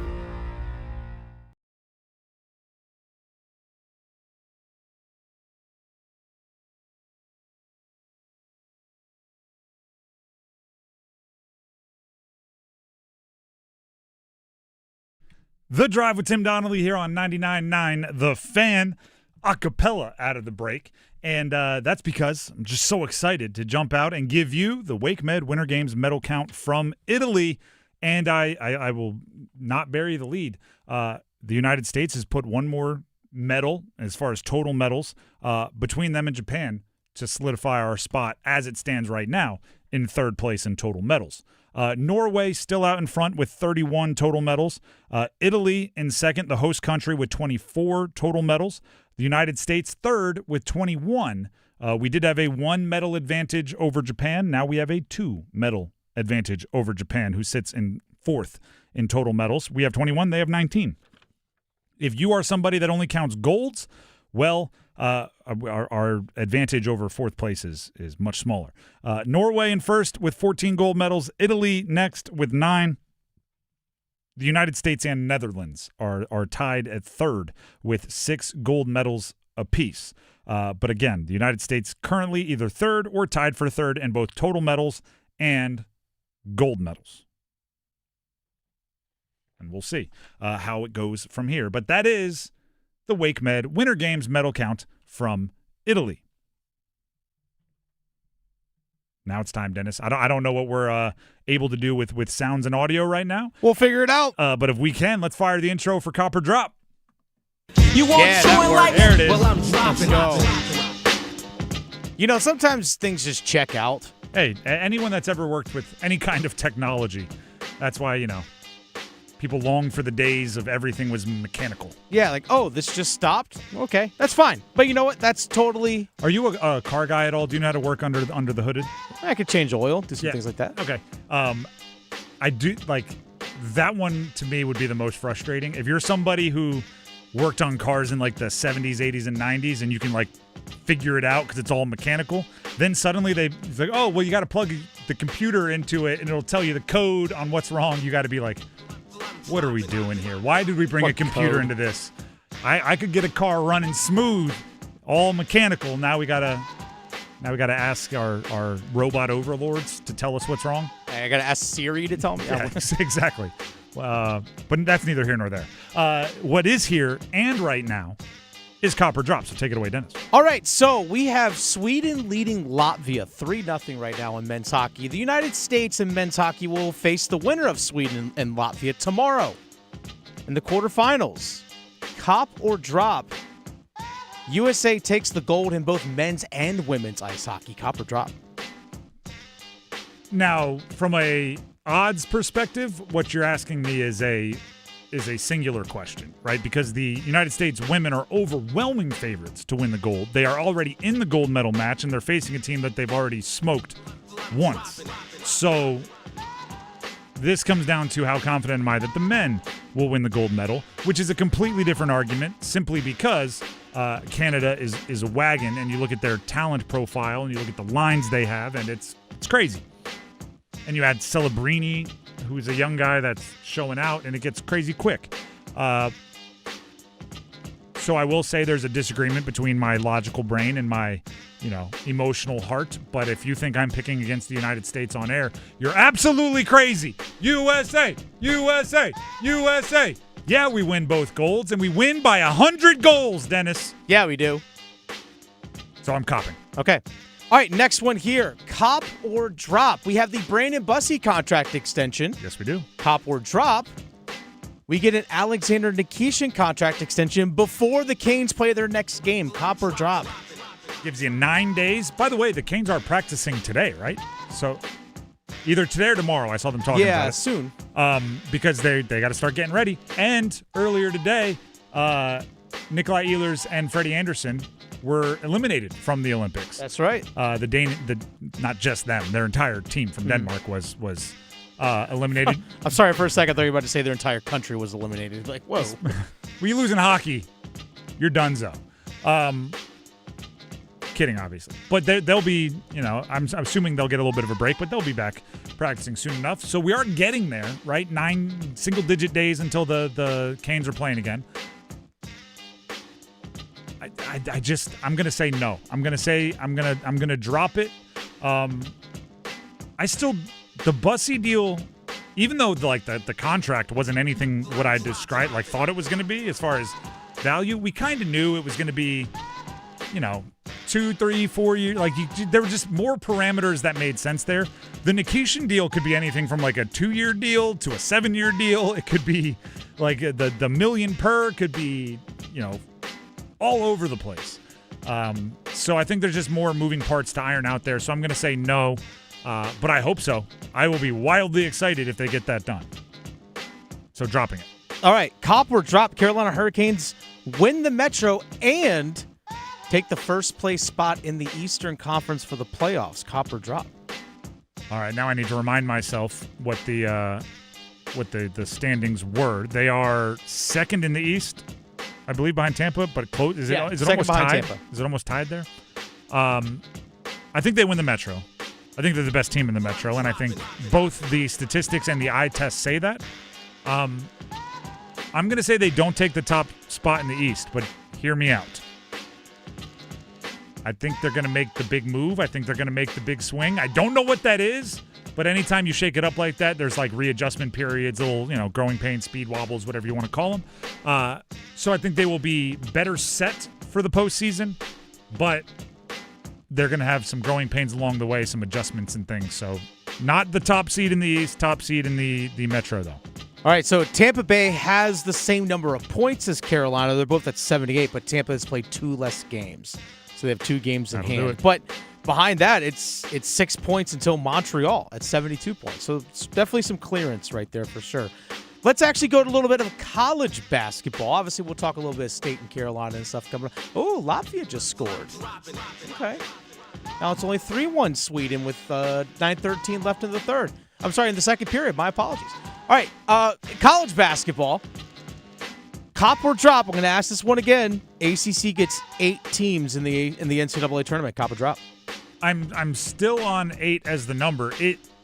I will thank you for not making me pick the 8, because if you look at it, the 8 may be changing, right? A team like Virginia Tech may be jumping up in there.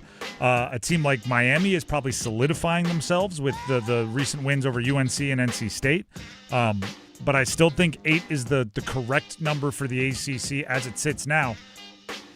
And obviously the ACC tournament, right? The teams that need to win 2 or 3 games to boost their resume are going to have the opportunity because they're going to be the ones playing earlier in the week.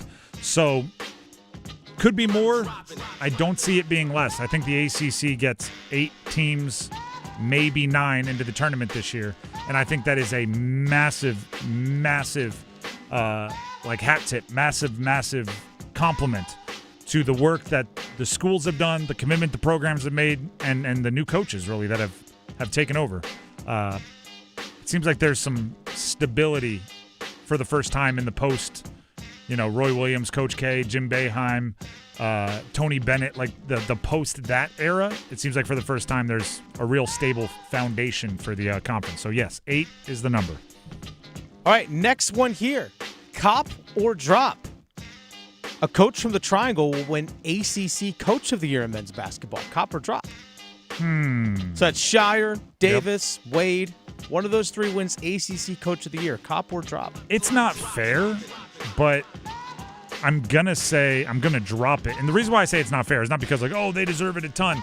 I think the natural resources of coaching one of the teams in the Triangle just inherently downplays how good of a coaching job you do, because there's just some throw in anybody can win at that school. I think this year probably the leader in the clubhouse is Odom over there at Virginia. Either him or Jay Lucas.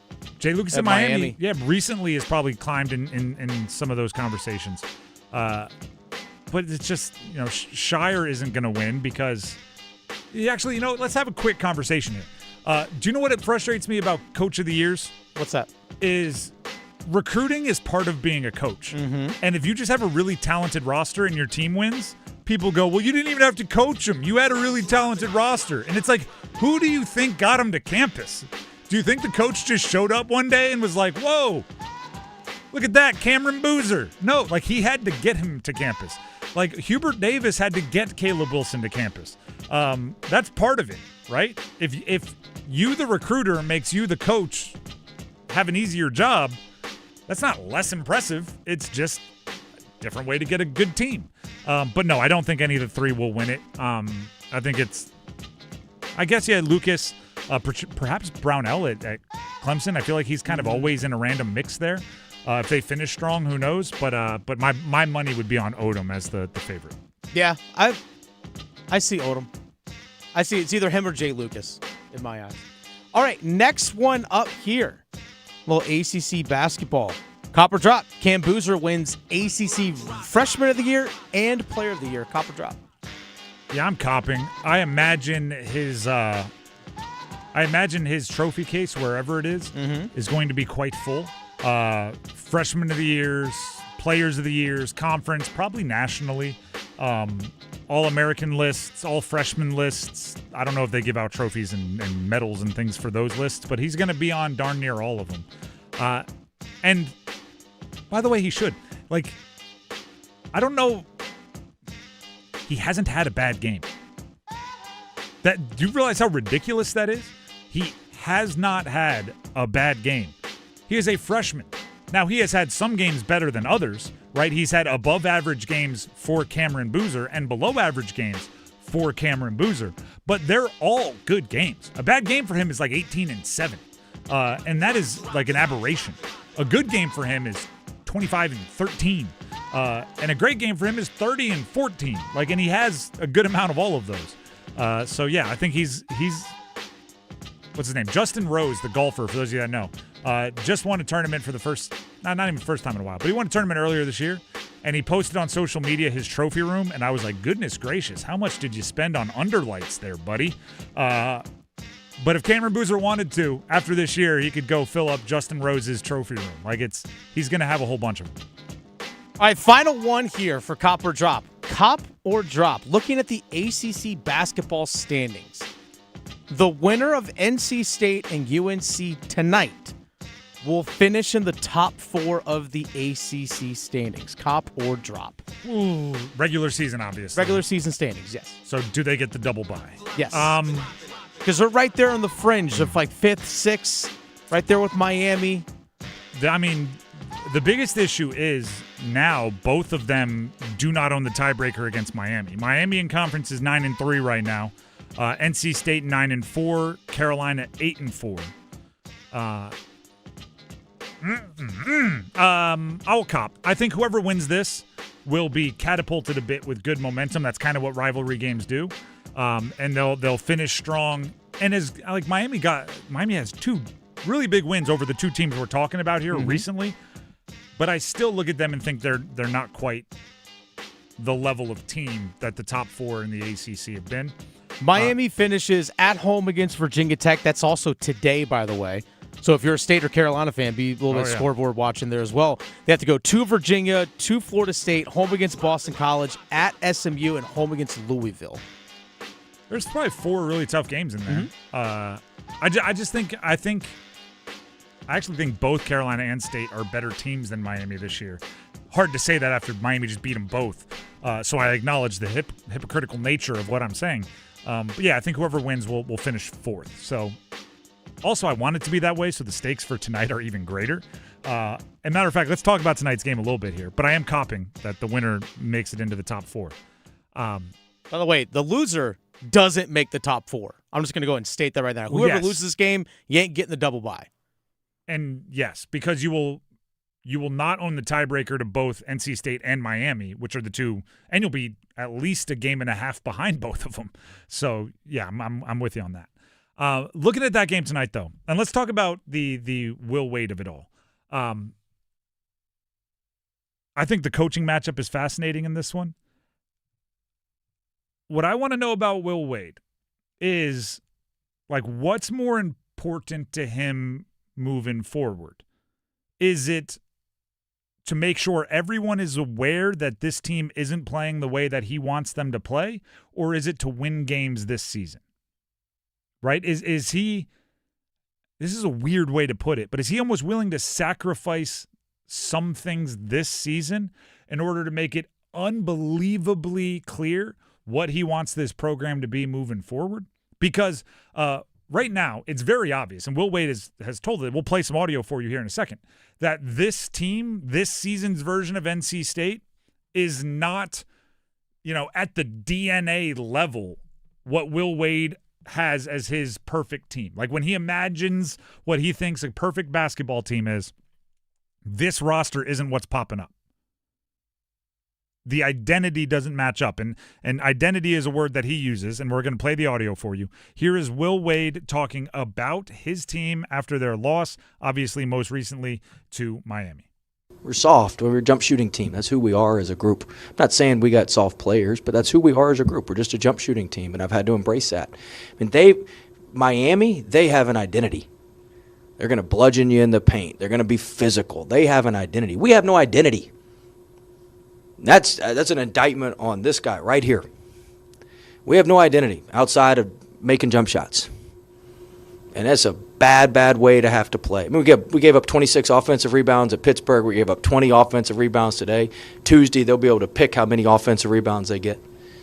Just pick a number out of thin air, and they'll get it. I mean, it's a tough way to play.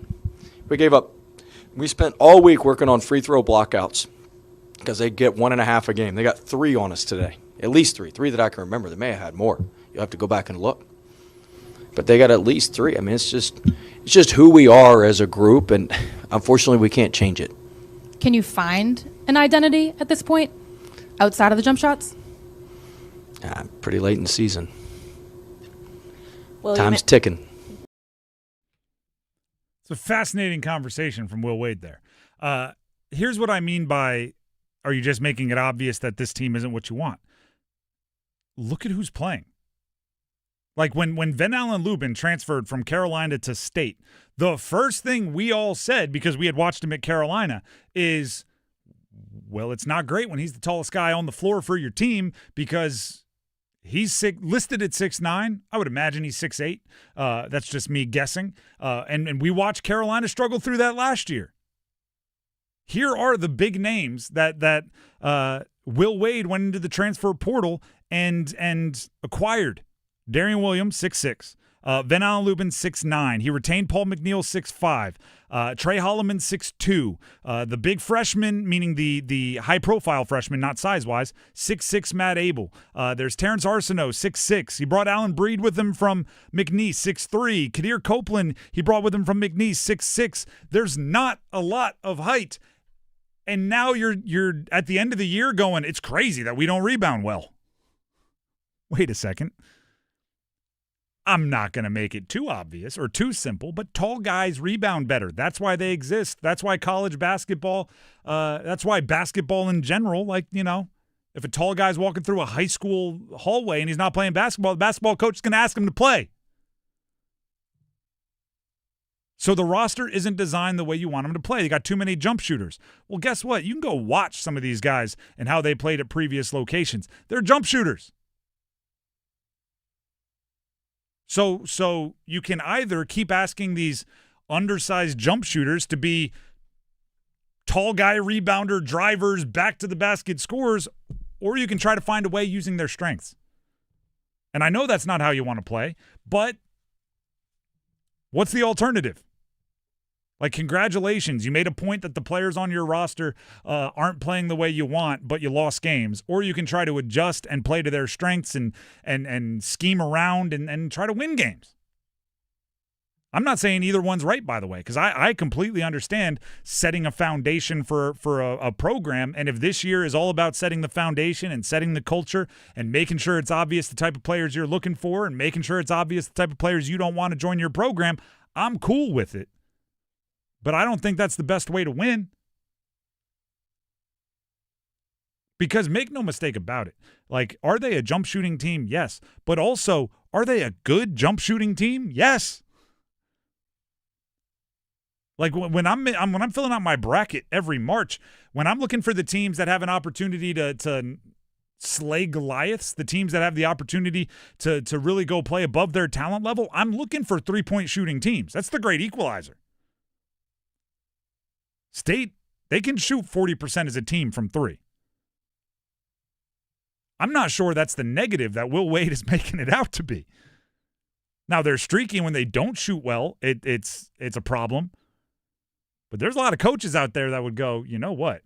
Give me the team that shoots 40% from 3, and I'll use that as a weapon against our opponents.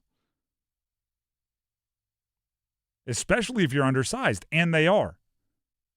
They factually are undersized, particularly with the rotations they're running. And like you said, they're all kind of built the same. Yes. Which, by the way, like we've seen Will Wade have success with that, right? It's not like at McNeese he was trotting out 7'1", 6'11", 6'10". No. Right? It was a lot of, rangy, wingspanny wings getting out there, playing defense, tip passes, deflections, and trying to run and trying to do all that. But it's probably a little bit different at this level, and it's not saying he's unaware of that. He's coached in the SEC, but it's the identity of the team is the people you acquired. Right? And I try to understand athletes, like I like them to be themselves, right? I don't care if when you're playing you have a smile on your face or a frown. I don't care if your teeth are grinding or if you're playing loose and chewing gum. I don't care. But what I do know is when the chips are down, you better be fighting your tail off. And that's the part that I don't get about this team. And I don't get the Will Wade of it in that, have you tried something new, right? Like why is this the same speech after so many games, right? Why is this the same media, the same answers after so many games when, like, these guys, right? Push a different button, pull a different string. And, oh, by the way, you're playing a rival tonight at home. If you can't get up for this game, if they're not edge, if they're not willing to fight and scratch and claw for this game, you might as well pack it up and go home. I almost look at it like this. In honor of, maybe, stick with me here, in honor of the unfortunate and tragic early passing of James Vanderbeek earlier this week. R.I.P. Mox from Varsity Blues. I want this to be a Varsity Blues game. You know the speech that Mox gives at halftime after John Voight's Vilmer gets run off, right? 24 minutes for the next 24 minutes. Exactly, right? Kilmer said 48 minutes for the next 48 years. Let's play 24 minutes for the next 24 minutes. And I'm not going to do the awful Texas accent that Mox has. But I almost want that for State, right? It seems like so much of the season for State has been grandiose, right? It's been, we're here to topple the structure of the ACC. Our bully neighbors, we're going to be top 4. We're going to be NCAA tournament. We're setting the culture. We're building something new. No, forget that. Go out there and play 2 halves of basketball to beat your rival. And care about that because that's what competitors do. Play 24 minutes for the next 24 minutes. Like Mox said in the locker room. Lay it all on the line because you can be heroes. Deal with the ACC tournament another time. Deal with how many buys you get in the ACC tournament another time. Deal with your NBA prospects another time. Deal with if you're playing with the identity that your coach wants another time. Go out there and try to beat Carolina because that's what competitors do when you play for NC State. And if you don't get up, I haven't played a basketball game, haven't played any sport competitively in a decade. I'm about ready to go run through a wall right now. And I don't even know who I'm playing for. Because that's what rivalry games should do. Or you could play lackadaisical again and have your coach talking about how you don't have an identity in the postgame again, and you can bring up how he lost to Georgia Tech in the postgame again, and you can bring up how the team's not tough again. You can keep doing the same thing over and over again, or you can go out for this one and say, no, today we're not losing. The Drive with Tim Donnelly, 99.9 The Fan. I want to hear from all of you. So we're going to jump into a feedback frenzy, get to some of your comments, some of your feedback from the internets coming up next. Adam. I'm Adam Gold, and I'm there. Tim. I'm Tim Donnelly, and I'm there. Dennis. I'm Dennis Cox, and I'm there. Victoria. I'm Victoria Bodenecker, and I'm there. Paul. I'm Paul Eihander, and I'm there too. You'll find them all here on the brand new 99.9 The Fan app. To work, to school, the beach, the mountains, the arena, take The Fan with you wherever you go. Available for Apple iPhone and Android phones. Download the 99.9 The Fan app today. Powered by Aspire Money Management. Hey folks, Dennis Cox here from my good friends over at Raleigh Weight Loss Center. I lost over 40 pounds, 42 pounds to be exact, thanks to the program at Raleigh Weight Loss Center. I'll say it again, 42 pounds thanks to Raleigh Weight Loss Center. That's over 15% of my body weight. Here's the thing, no drugs, no shots, no injections, no side effects. That's the thing about Raleigh Weight Loss Center and their program is that not only are you going to lose weight, not only are you going to look better, but you're going to feel better as well.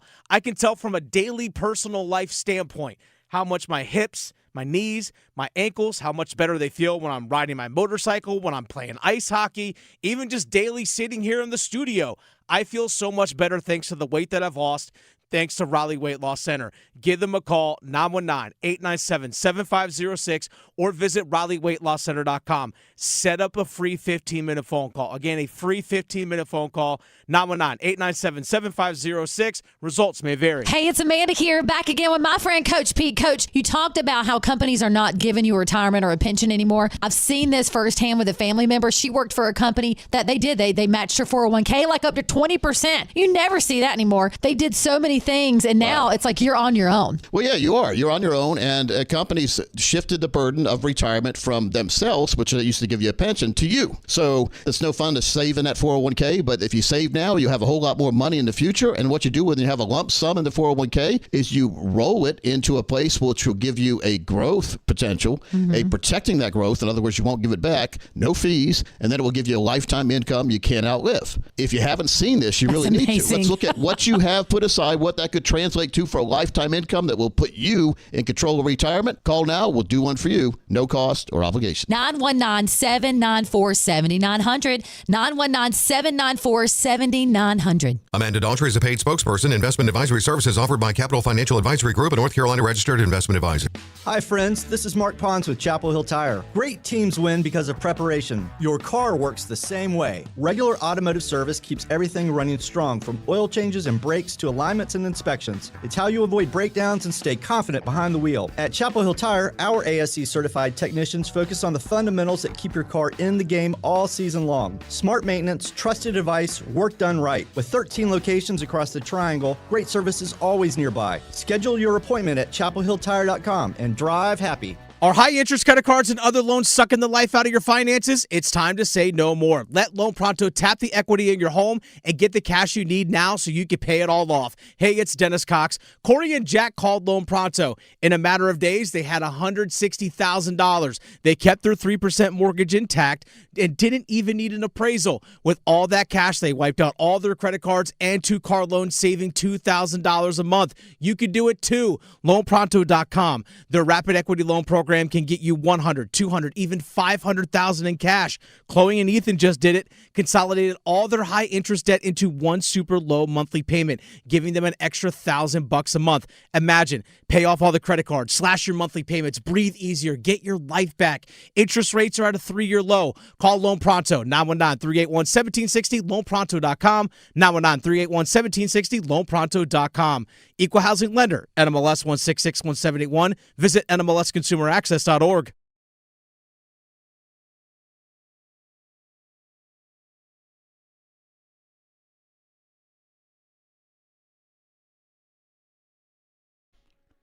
The Drive with Tim Donnelly here on 99.9 The Fan. Were you a Dawson's Creek guy?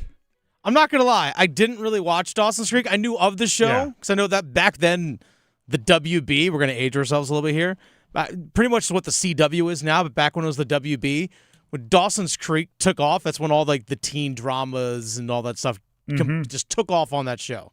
Or on that channel, I should say, that station. That's what that station became known for. Yeah, it's because of Dawson's Creek, filmed in Wilmington, by the way. I didn't know that. Yeah. I never watched Dawson's Creek, but I was like, it was a different time where those kinds of shows were just like omnipresent. They were everywhere. You were aware of it, even if you didn't watch it, because, again, aging ourselves, weren't that many options out there. No. There was no 900 streaming services with 900 different shows. And also, if you missed it, you just missed it. Yeah.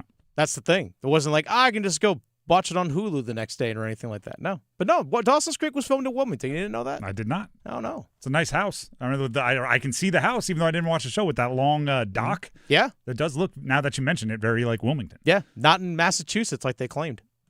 That's funny. It doesn't look like Massachusetts to me. It looks very much like Wilmington. Exactly. That's funny. The Drive with Tim Donnelly, 99.9 The Fan. Let's jump right into a feedback frenzy, shall we?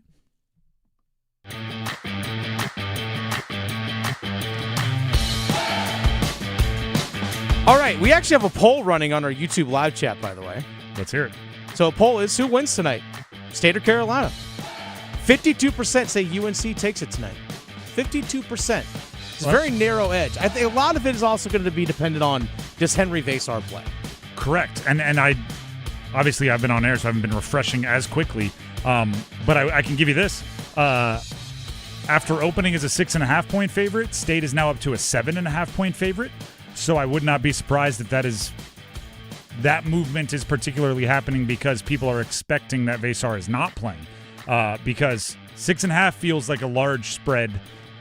If Vasar is playing, the fact that it's moving even more, it'd be kind of lunacy if Vasar were expected to play. Not saying he is or isn't, but Vasar is a big deal. He's not only a big player size-wise, he's a big deal as far as impact and talent and everything else. Speaking of the game tonight, this one actually comes from Reggie. Reggie Marsh Jr. says this.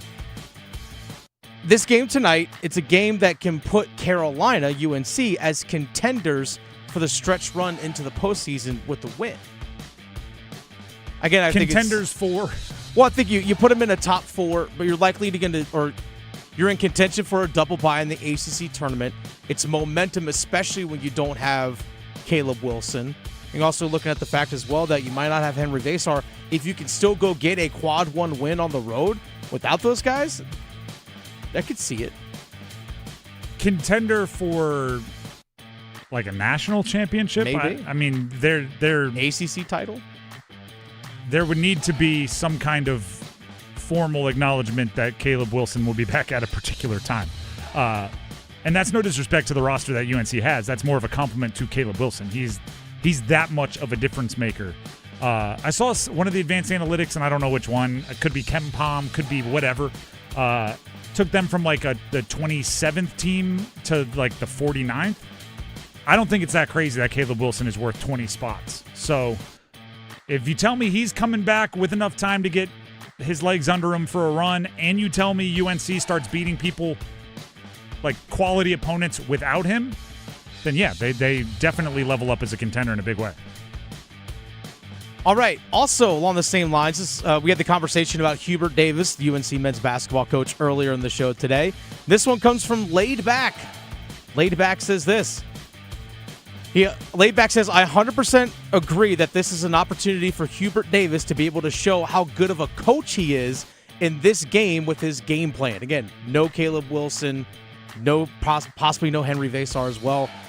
It's a chance for Hubert Davis to really coach up his team. You would know this better than me with your coaching background. I imagine there's a small part of coaches that get a little excited when, obviously you don't want it to happen, but like if you're backed into a corner, one hand tied behind your back, and you got to find a way, it's like, all right. Like when you have Caleb Wilson, I don't want to say your job is easy, but there are certain plays where you're just like, oh, we just have to get like, you know, a high school coach would know, a youth coach would know, you just got to get the ball to Caleb Wilson X amount of times per game. Okay, we're going to have Caleb Wilson guard XYZ best player because he's good and he'll eliminate it for us.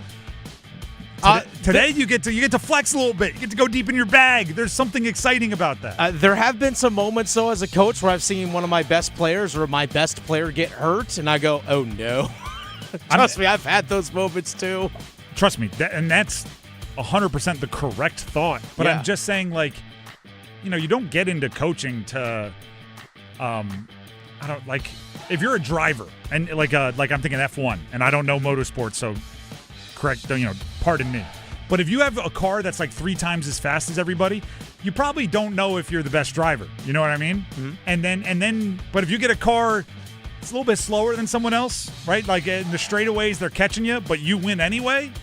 Oh yeah, like that's the good stuff, right? So take away Caleb Wilson, you still win a rivalry game. Oh yeah, that's the good stuff right there. I will say this as a coach that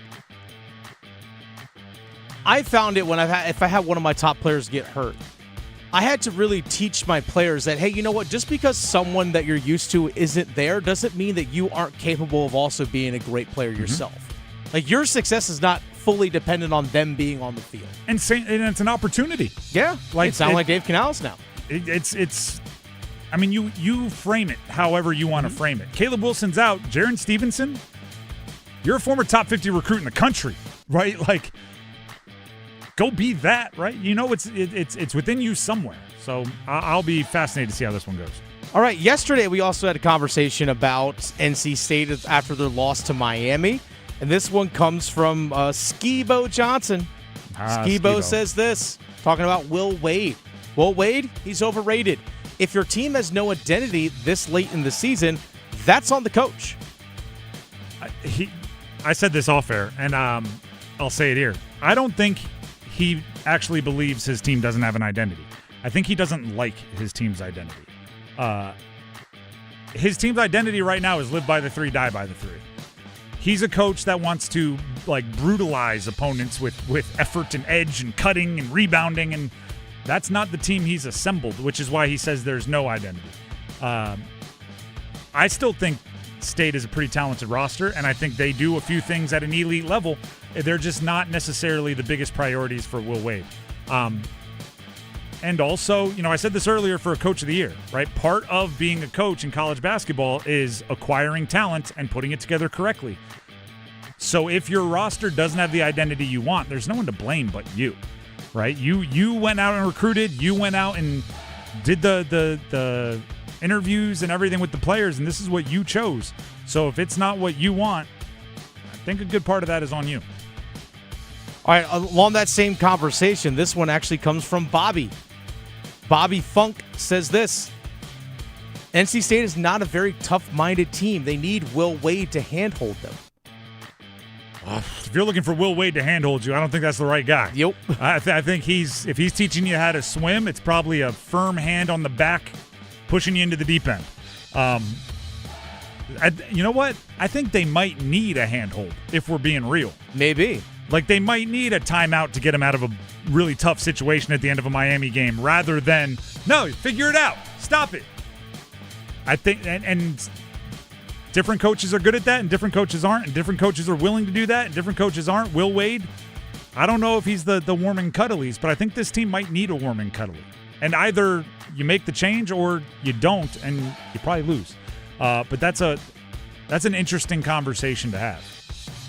All right, final one here. We had the conversation yesterday about Brandon Bussi getting his contract extension with the Carolina Hurricanes. This one comes from Boris. Boris says, considering that Brandon Bussi was waived and on his way to onto an AHL team, making AHL pay, his payday. I'm going to start this one over again. Go for it. You know what? I'm going to go. There you go. Reset myself. Here we go. Boris says this: considering Brandon Bussi was waived and on his way to an AHL team, making AHL pay, his payday has likely gone up at least 20 times. Not a bad raise for good performance. The dude is stoked. I don't see how he was screwed. Paying him more than Kochekov would have been screwing Peter Kochekov, if you ask me. See, do you know what's beautiful about sports? It's one of my favorite parts. Is they have this thing called the scoreboard.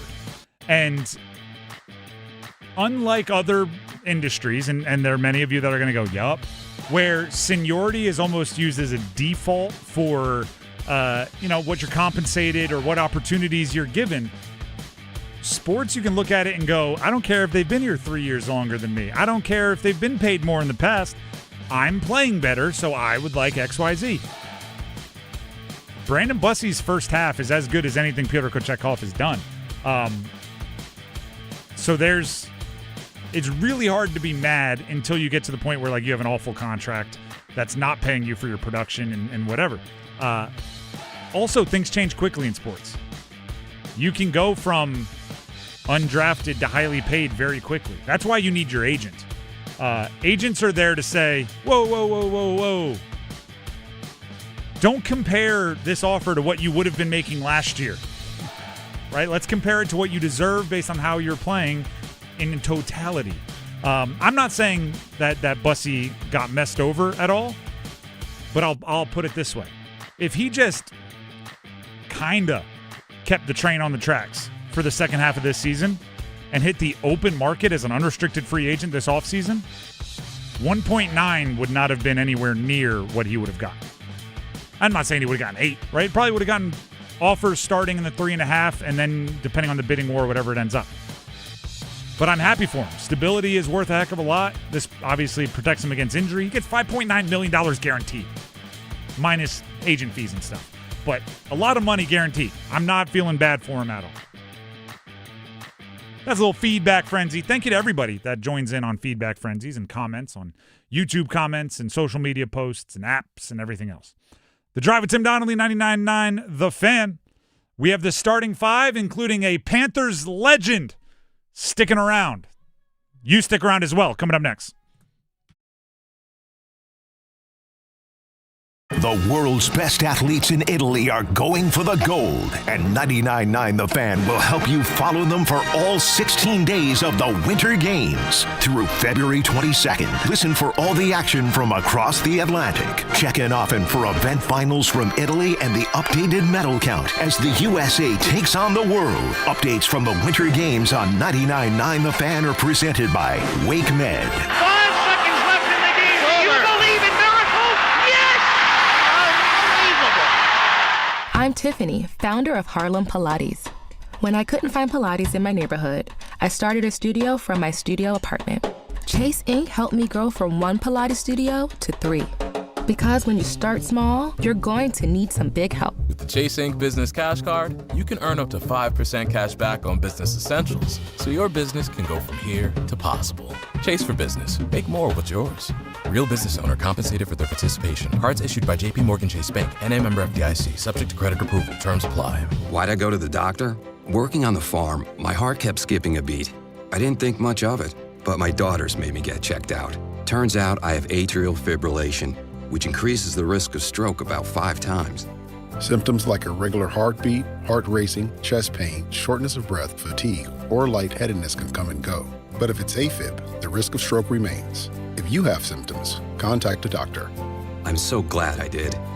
Visit notimetowait.com. Sponsored by Bristol Myers Squibb and Pfizer. Durham's newest music destination is officially open.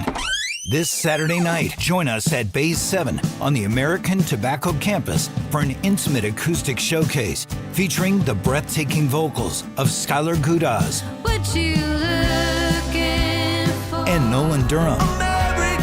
Beer and wine will be available for purchase throughout the night. Skylar Gudaz and Nolan Durham, live at Bays 7 this Saturday night. Get your tickets now at thatstation.net. It's bow time. A leg and thigh dinner from Bojangles for just $6.99. Leg and thigh dinner from Bojangles for just $6.99. So crispy. So crispy. And juicy. And juicy. So much flavor. So much. Stop it. What are you doing? What, you expect me to get this delicious deal and not say anything? You're unbelievable. You're unbelievable. With a boldly seasoned leg and thigh, choice of fixin', a biscuit, and legendary iced tea, it's a deal so good it's worth repeating. So eat and repeat while it lasts. It's bow time. It's bow time. Dine in, drive through, or tap your favorite delivery app and have Bojangles come to you. Satisfy your craving for flavor right now with Bojangles 2-piece dinner. 2 pieces of Bojangles dark meat chicken, your choice of fixin', a biscuit, and iced tea for just $6.99. That's right, just $6.99 for limited time at participating Bojangles. What are you waiting for? When you're hungry, it's always Bo time. This hour of the Triangle Sports Leader is powered by Ritchie Law Firm, injury lawyers. Ritchie Law is on top of it. Go to ritchielaw.com. That's ritchielaw.com. Broadcasting live from the Lenovo Studios. WCMC HD1 Holly Springs. 99.9 The Fan. The Triangle Sports Leader. I'm WRAL meteorologist Amy Wilmoth. A nice taste of spring out there today with temperatures climbing into the 60s with lots of sunshine. Overnight tonight, we'll have more clouds roll in. Temperatures stay in the upper 40s. It's mostly cloudy, breezy, and comfortable Wednesday with highs near 70. Weather update brought to you by Blue Shark Vodka, the world's smoothest vodka. Pour Blue Shark Vodka at all your events to lift everyone's spirits. Blue Shark Vodka, the shark that doesn't bite. 5 o'clock check of your money. Dow Jones up 32 points today to 49,533. It's 5 o'clock. Time to serve up the biggest sports stories of the day. Here comes your starting 5. The Drive with Tim Donnelly here on 99.9 The Fan.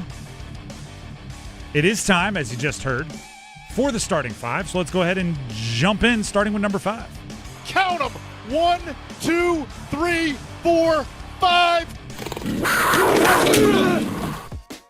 J.J. Jansen is back, everybody. Let's go. Everybody knows exactly who that is, right? Yes. Dennis, this is kind of funny. For those of you that are watching on YouTube, when we go to Dennis, the camera's just pointed at the back door. Oh, is it? Yeah. Nice. So I don't know how that happened. There it is. Look. That's funny. There he is. If you're not watching on YouTube, I apologize. Just pulled a full Chris Collinsworth. Just slide right on over here. That would have just distracted me if I didn't address it. It's fair. J.J. Jansen, the long snapper for the Carolina Panthers, is back. He has agreed to another year contract, which will be his 18th with the Panthers. He is now 40 years old. Do you know what's even more exciting than that? Per the Panthers, if Jansen plays the entire 2026 season, in which he has played every game that he's been available for, he would move into the top 20 in total games played in NFL history. Nice. Mercedes Lewis and Calais Campbell are the only active players ahead of him right now. And those guys have been around for a long time. So J.J. Jansen, just steady Eddie, long snapping, dependable long snapping, could end up one of the top 20 players in NFL history in games played by the end of this year for a contract that he just signed, right? It's if he goes beyond that, who knows how high he could go in those record books. He's a funny guy also. If you follow him on social media and things, he's not afraid to mix it up with opinions. He's got some thoughts on how the NBA can fix tanking. He's out there doing the darn thing. He's actually fun to talk to in the locker room. He does some team media stuff where he's, in a golf cart interviewing guys and everything else. But he's very smart, very thoughtful. Like, if you want to dive into like an analytical conversation in sports, like he'll have that full-on conversation with you. And he's doing some local media stuff. He has a minority stake in the Charlotte Checkers and some things like that. So he's diversifying it a little bit. But yeah. Do you know what's very smart? What's that? Learning how to long snap. Oh, yeah. You avoid some of the big hits that NFL players deal with. You get to be an NFL player. And obviously, you can do it for a heck of a lot longer than most positions in the NFL. That's true. And as a coach once told me, it's just throwing upside down. There was a year where I was the emergency long snapper if our long snapper got hurt. And I was like, me? You want me to do it? And he was like, it's just throwing upside down. I went, all right, we'll see how that goes if you ask me to do it in a game. But yeah, just throwing upside down, and he gets to be a 18-year NFL vet for it. That is number 5. Let's jump into number 4. 1, 2, 3, 4 all together. It is time for the WakeMed Winter Games medal count from Italy. As it stands right now, the Germans are catching us in the total medal count. Norway in first, total medals, 31. Italy second, 24 total medals. The United States is in third with 21 total medals.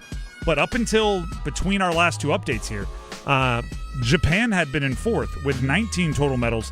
Germany is now in fourth with 20 total medals.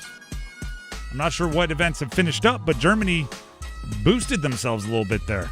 So we got to pick it up. Germany went gold, silver, bronze in one of the bobsled events. Sheesh. I think it was the solo men's bobsled. They literally went 1, 2, 3. All right, I do have a thought. Did they have solo bobsled? Yeah. Wow. I didn't know they had isn't that luge? No. How many different ways can you slide down a hill? Apparently a lot.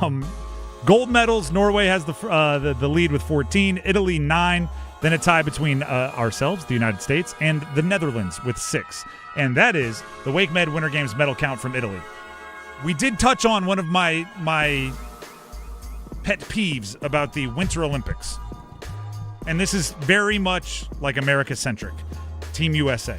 I think we need to do a better job of somehow lobbying the Olympic Committee to put a bunch of medals in the events that we do well in.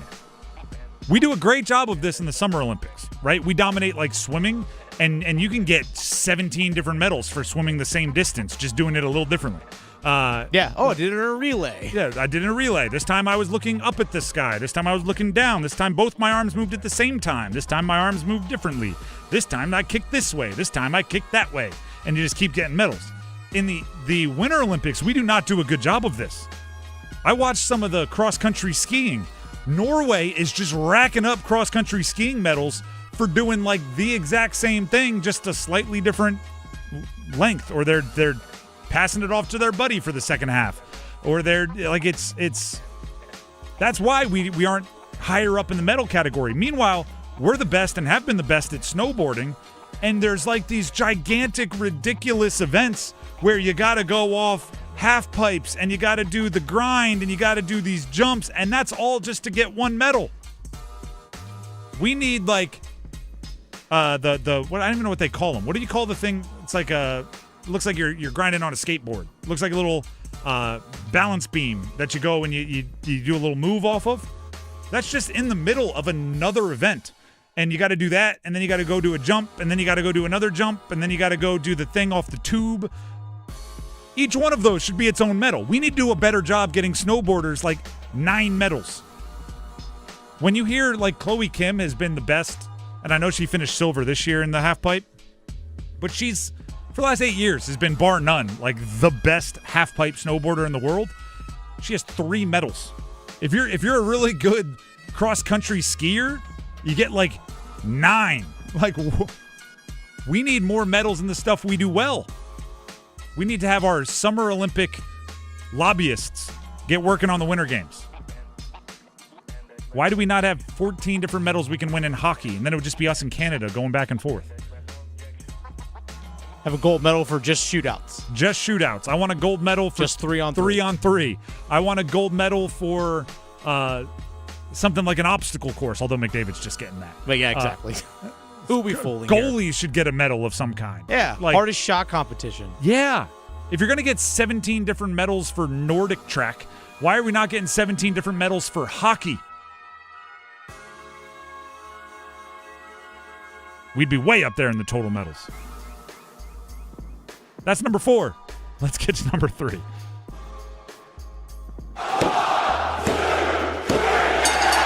Let's do that hockey. Brandon Bussi, yesterday, contract extension made public. 3 years, $1.9 million average annual value for Brandon Bussi. The Canes have a large percentage of their roster and a large percentage of their young players locked up for a bunch of years. Really, the one position they didn't have anybody signed to an extension beyond next year was goalie, and now they do. I just picked 2027, 2028. That's the rest of this year, the next year, and the year after that. Under contract at least that long, many of them many years beyond. Sebastian Aho, Nikolai Ehlers, Andrei Svechnikov, Seth Jarvis, Jesperi Kotkaniemi, Taylor Hall, Will Carrier, not Bill Carrier, Will Carrier, Eric Robinson, Jackson Blake, Logan Stankoven, Keandre Miller, Jacob Slavin, Sean Walker, Brandon Bussi are all under contract the rest of this year, all of next year, and the year after. And there's cap space. And there's players in the farm system, the AHL, and there's draft picks. They're in a really, really good spot. And if Brandon Bussi ends up being, like a top 20 goaltender in the NHL? His contract looks like one of the best steals in the league, $1.9 million per. And it just gives you another option to increase and use that money elsewhere. For the same reason that I absolutely love the NHL salary cap, it also makes it so good deals are more valuable, right? In the NFL, the cap is so confusing that, you could have a guy signed to a great contract and you almost don't know your advantage because other teams are signing void years and they're doing crazy stuff and they're restructuring to be able to compete with you for free agents. In the NHL, it is much more concrete, right? Whatever the total value of the contract is, divided by the length of the contract, there's your cap hit, especially now that they've eliminated deferred money.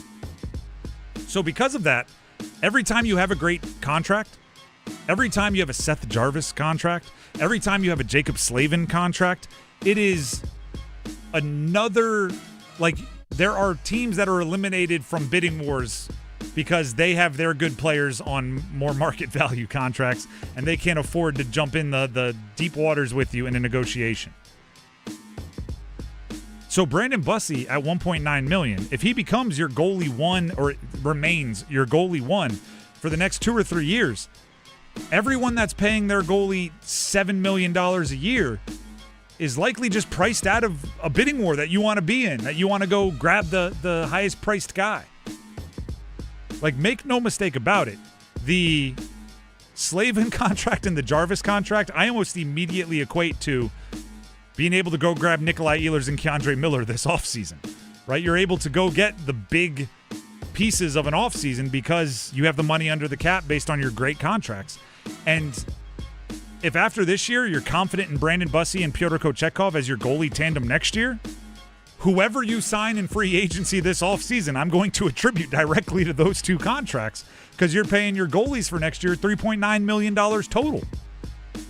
It's very much a zero-sum game in the NHL. So it's one thing to go get the really, really good contract. It's then, what do you do with the money you now get to spend that other teams don't get to spend because they don't have a player on as good a contract at that position? By the way, even the Aho deal and all that, that's all aging very, very well. It's not like, you have to be so unbelievably below market value to have a really good deal. Sometimes it's just, you sign a long-term deal. By the end of the deal, it's usually aged pretty well with the cap going where it's going. I feel like they're making they're setting themselves up for a big move.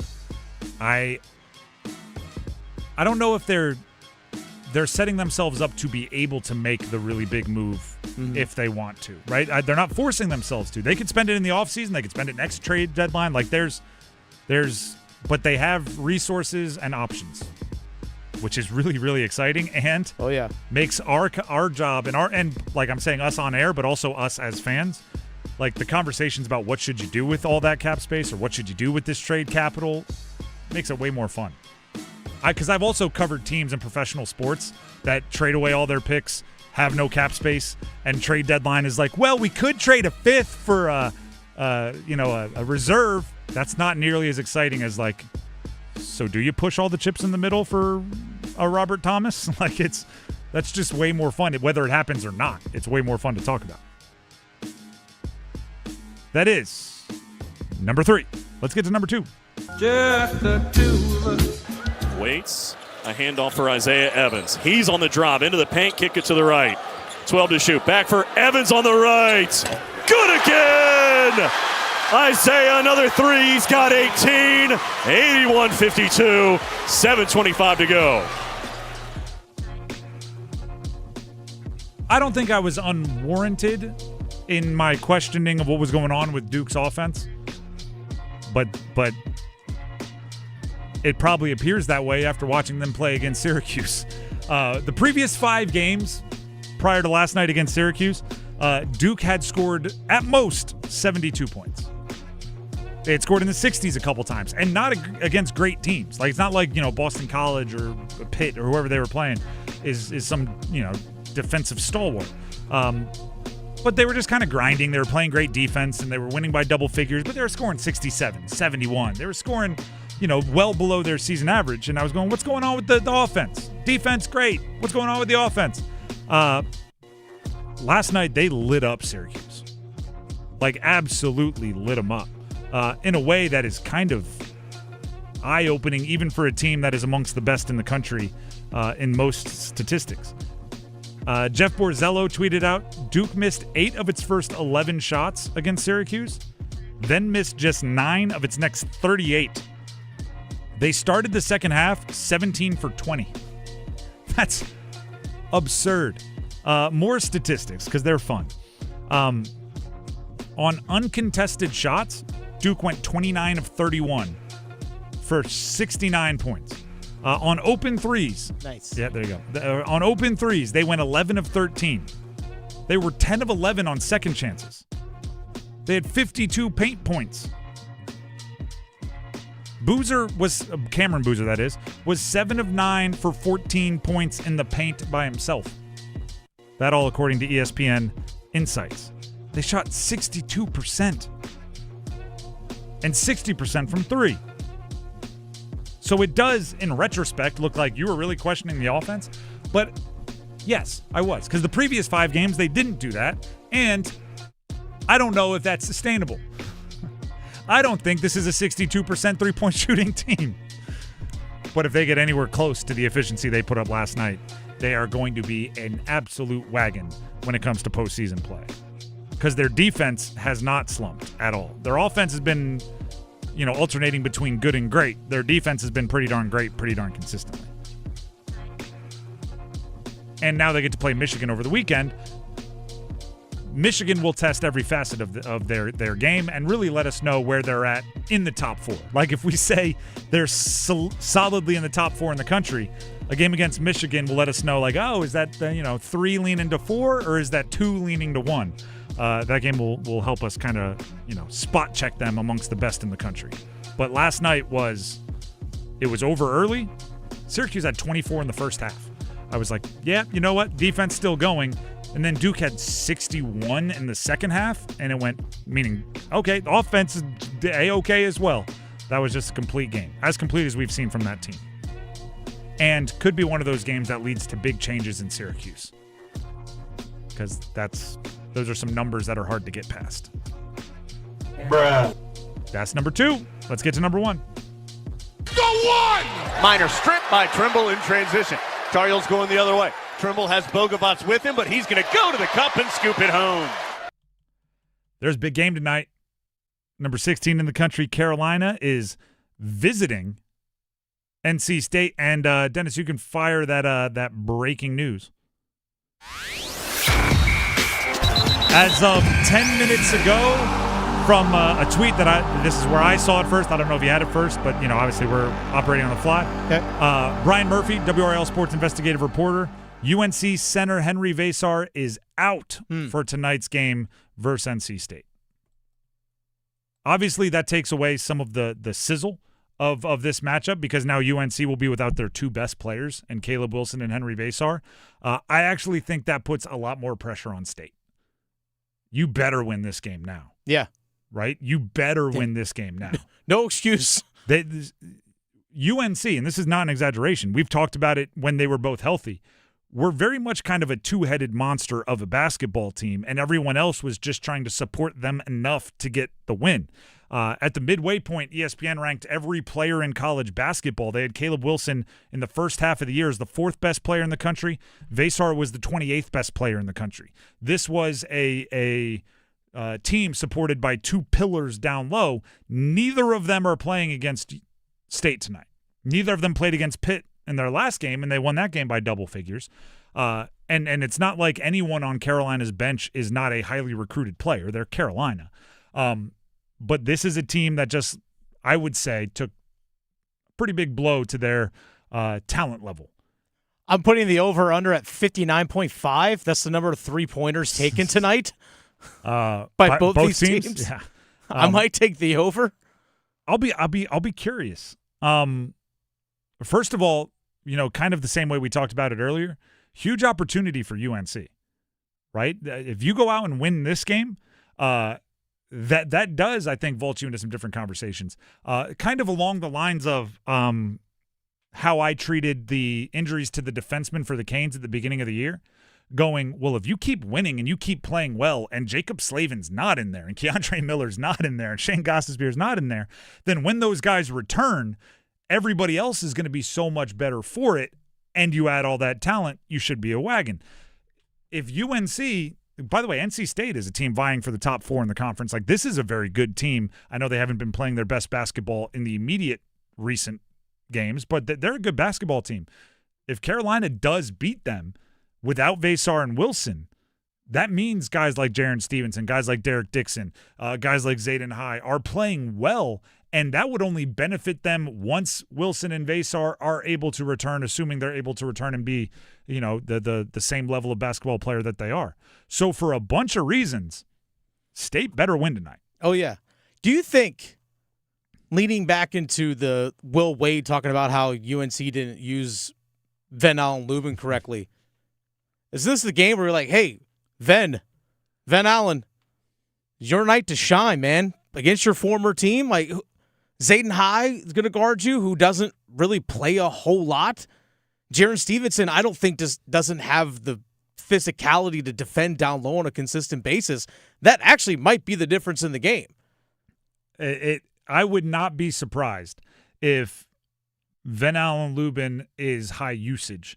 And what the success or efficiency of his game is could easily be a determining factor in this. And I would even add this, or I wouldn't even add this, but the one caveat being, if State is shooting the 3 well, I don't know if they do pound it in down low to Van Allen Lubin as much, because no matter what the other team has going for them, State is still at their best when they're knocking down the 3, right? If Paul McNeil, Darian Williams, Trey Holloman, if all of those guys are shooting the 3 well, and Matt Abel off the bench is doing his thing, then, who cares if you have a great post defender against Van Allen Lubin? Like, you're going to do what your best players do best. But if they're having a game like they've had a little bit more recently where the 3s aren't falling, they might have a significantly better, like, oh, okay, let's pivot and go to this, which would be Van Allen Lubin more in and around the bucket, because you don't have Vasar, you don't have Wilson, you don't have some of their better big man defenders. But make no mistake about it, both Stevenson and Zayden High are maybe an inch or two, maybe two inches taller than Van Allen Lubin. He's just much more comfortable in the physical nature of down low. I mean, this is really a no-excuse game for State. Yeah. It really is a no-excuse game for State. And it's a game, like, you should notice the effort, right? Like, okay, you have for lack of a better term, a wounded team, right? Literally, they're hurt, they're sick. Like, you have a wounded team coming into your house, rival. You've been reeling a bit, not playing your best basketball. Like, smell blood in the water. You know what I mean? Like there's an opportunity here. Land the first couple of punches and don't let up. Because the other thing is happening this. We're talking about how they're going to replace Vasar and Wilson. The Pitt game that they played, meaning Carolina has already played a game without both Wilson and Vasar. It was basically the starters, right? All the starters played 30 or more minutes. I think the most off the bench was like 15 minutes, something like that, maybe even a little less. State should have the depth advantage, right? So you should be able to bring more effort than Carolina, more up and down, more hustle, more diving for loose balls the entire game. And if you don't, there's no excuse. If you're getting out-hustled, not only has Will Wade called out your toughness and your effort before, but if you're getting out-hustled by a team that is two down on their rotation, it's unacceptable. It really did just become kind of a no-lose situation for Carolina. If you lose, you didn't have your two best players. If you win, goodness gracious, you won without your two best players. And the reverse is true for State. Like, if they kind of pummel Carolina, it'll feel good in the moment, but there's that they didn't have their two best in the back of your head. And if you lose, goodness gracious, you lost and they didn't have their two best players. It really put the pressure on State, and they won't even get the benefit if they win by a bunch because there'll be that caveat, that qualifier of, yeah, you won, but that's frustrating. But, they don't ask how. They ask how many, so get the win anyway. The Drive with Tim Donnelly, 99.9 The Fan. We will grab numbers game contestants in a second, but first, Dennis Cox has a message for you. I do. Dennis Cox here from my good friends over at Law Tigers. This is something that you could do no matter what your situation is. You don't have to worry about playing shorthanded. Everyone has a chance to go to caniacsbike.com and enter for a chance to win a custom Canes Ducati motorcycle. I'll say it again, a custom Canes Ducati motorcycle, because the Law Tigers are once again teaming up with your Carolina Hurricanes to give one lucky Caniac a custom Canes Ducati motorcycle. It's a V4. It's absolutely gorgeous. I've seen this bike in person. It's stunning. Absolutely stunning. Custom painted the bike is courtesy of Art Moto Garage and Shiny Side Paint. Art Moto Garage, located right here in Raleigh, as is Shiny Side Paint. I know Ashley, the person that owns Shiny Side, she did a fantastic job once again. She's been painting the Canes bike for years now. It is an absolutely stunning paint job. Got the Canes colors, the logos all over it. Phenomenal job with it. If you want to see the bike in person, go to Art Moto Garage or go to caniacsbike.com. You'll see pictures of the bike right there. caniacsbike.com. That's where you enter for your chance to win, folks. Simple and easy. It'll take you a minute. That's it. Just a minute. Tell a friend as well. Go to caniacsbike.com. Law Tigers is a network of independent law firms who are members of the American Association of Motorcycle Injury Lawyers. Law Tigers is not a law firm. The Drive with Tim Donnelly, 99.9 The Fan, needs numbers game contestants. So go ahead and call in now, 919-860-5326 for your chance to compete in the numbers game and potentially win today's prize, which is a pair of tickets to see Stained with Seether, Hoobastank, and Hinder at Coastal Credit Union Music Park on September 11th. Again, numbers game is coming up next. If you want to play, call in now, 919-860-5326. Numbers game next. Listen for the Get That Out of Here's. Rejected. Cameron Boozer got a piece. Get that out of there. The deep looks from downtown. Evans, a clean look. Good again. Tell the crazies to get on their feet. Oh, my goodness. Trimble gets to the rim, gets it to go, and he's going to go to the line as well. The road to Indianapolis runs through 99.9. The Fan, driven by Chapel Hill Tire and Roof Works. Texting privacy policy and terms and conditions posted at textingterms.us. Texting enrolls you for recurring automated text marketing messages. Message and data rates may apply or price stopped, opt out. Hey man, how did the date go? I had to cancel. I don't get paid until Friday. You didn't know that you can get up to a $750 paycheck advance with the current app? Where was that information yesterday? Just text them, see if you qualify. $750? Boom! And right now, they're offering a $75 bonus when you set up an eligible direct deposit. Think I should call her back? Yeah. Need money before payday? Current has you covered. Set up an eligible direct deposit to see if you qualify for a paycheck advance of up to $750. Hurry and receive an extra $75 sign-up bonus right now.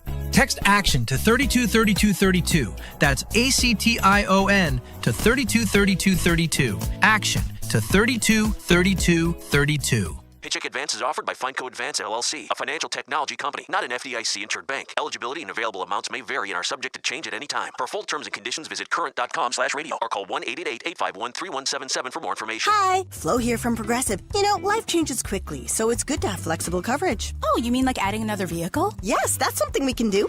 Great, because I was thinking about getting a van so we could just keep the kids' softball stuff in the car. Oh, we don't need to get into specifics. Just saying it's easy to change. Oh, and Hannah wants to try the tuba. Again, we don't need the specifics. Last year, she wanted to be a tap dancer, but that only lasted 2 lessons. Okay. But she kept the shoes because they are adorable. Well, just know that with Progressive, you can easily add another car to your auto insurance because we know life changes. Progressive Casualty Insurance Company and Affiliates. Breaking news. Multiply the Cash scratch-offs are here and have $1 billion in total prizes? Mike's live on the scene. The word is out, and with so much cash up for grabs, everyone's getting in on this $1 billion. Grandma?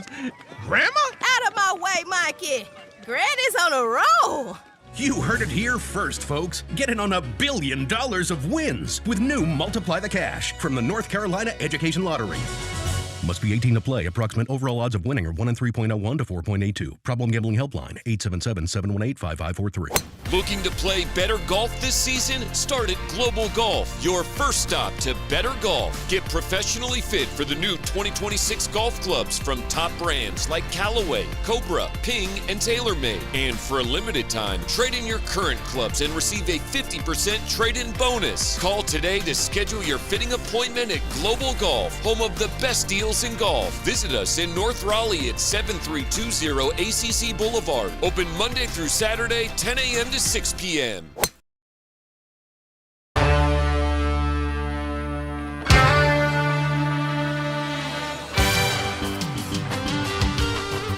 It is time to play the numbers game.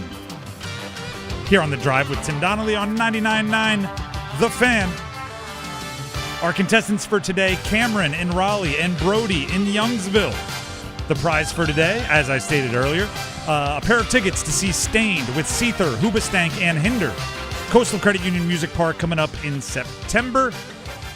As always, we'll bring each contestant onto the show, ask them the same question. Dennis will pick his favorite answer, and that person will get to go first, and then we'll go from there. Let's start with Cameron. Cameron, can you hear me? Yeah, I can hear you just fine. All right, perfect. Here's what we'll do. Name and explain in a sentence or two why. If you had to win, like you're I don't know, the metaphorical you needed to win a medal in the Winter Olympics, and we gave you, say, 6 months to train, what sport are you going to and why? I'm a fat guy, so I'm gonna do curling, and that's it. I gave you 6 months to train. You don't think you can whip it into shape by then? It's easier for me to be good at curling than lose weight. Okay, all right, there you go. Dennis, any follow-ups? None. All right, then we go to Brody. Brody in Youngsville. Can you hear me? Hey, what's going on? What's going on? We're going to give you the same question to see who goes first. I give you 6 months to train, but the idea is you have to win a medal in the Winter Olympics. Which sport are you choosing to go try? I'm going to have to go bobsledding just because I don't think I could win anything else. All right, bobsledding. So, Dennis, Cameron went how many with people? You going the 4-person bobsled, 2-person bobsled, 1-person bobsled? What are we talking here? We're solo riding. Solo, okay. All right, there you go. We have the Cameron going with curling and Brody with solo bobsled. That's so different. That's the thing, so different from each other.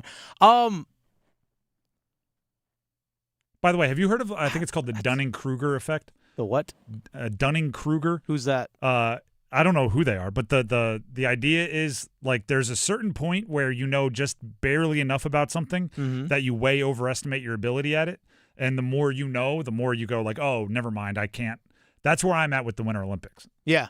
Where, like, Summer Olympics, I'm like, oh, there's no way, because I know more about those sports. Winter Olympics, I know just enough to be, yeah, give me 6 months, I'll win. But I'm maybe not gold, but a bronze. For, like, bobsled, gravity does all the work.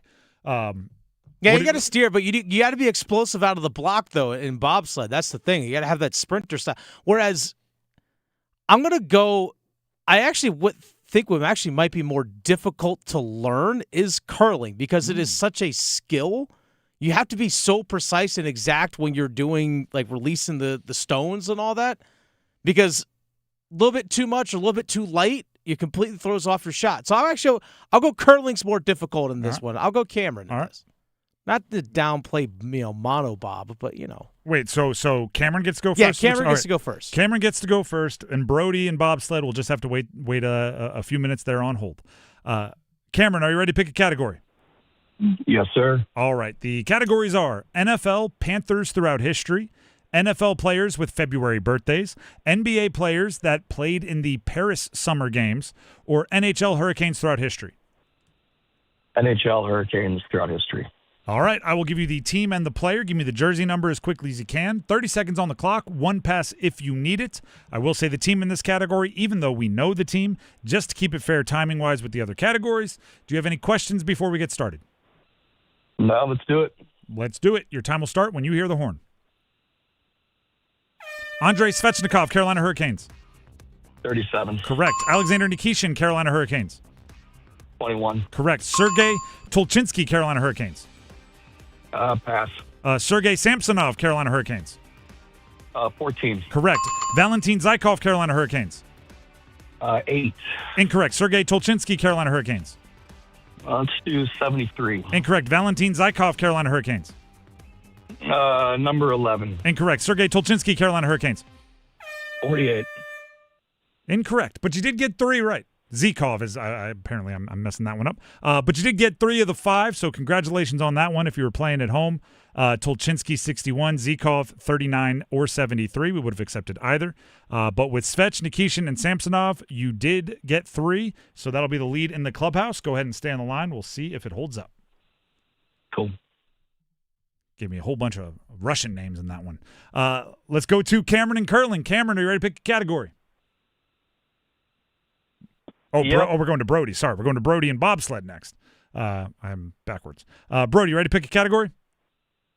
Yep. All right, the categories remaining for you to choose from are NFL, Panthers throughout history, NFL February birthdays, or NBA players that played in the Paris Summer Games. Let's go with the February birthdays. All right, these are all players born in February. I will give you the team and the player. Give me the jersey number as quickly as you can. There will be 30 seconds on the clock, one pass if you need it. You do need at least 4 for the victory, but even if you get 4 quickly, keep going for 5. There are special benefits that come with that. Do you have any questions before we get started? Nope. All right, your time will start when you hear the horn. Bo Nix, Denver Broncos. 7. Incorrect. Ramondre Stevenson, New England Patriots. 6. Incorrect. Bo Nix, Denver Broncos. 10. Correct. Christian Ponder, Minnesota Vikings. 12. Incorrect. Ramondre Stevenson, New England Patriots. 38. Correct. Jadeveon Clowney, Houston Texans. 95. Incorrect. Christian Ponder, Minnesota Vikings. 21. Incorrect. Jadeveon Clowney, Houston Texans. 90. Oh. Yeah, 90 was right, but it was after the buzzer. And even if you did get it, that would have been a tie, and tie goes to whoever goes first. But still, good showing. Maybe not the quickest, but you came back and you got some correct. You worked hard. We appreciate it. Hopefully you had some fun. Yep. Thank you, guys. Thank you. Bo Nix, 10. Ramondre Stevenson, 38. Christian Ponder, number 7. And Jadeveon Clowney, number 90 with Houston. Those were the numbers we were looking for. But regardless, the winner, Cameron. Congratulations. Thanks. Yep. The reason is you. Hoobastank, correct? There you go. The reason is you. You're also seeing Stained, Seether, and Hinder, but Hoobastank is on the card for your tickets at Coastal Credit Union Music Park on September 11th. So go ahead and enjoy the show and stay on the line, and Dennis will grab the info he needs to make sure you get your prize. Thank you. Going with the Hoobastank reference. There it is.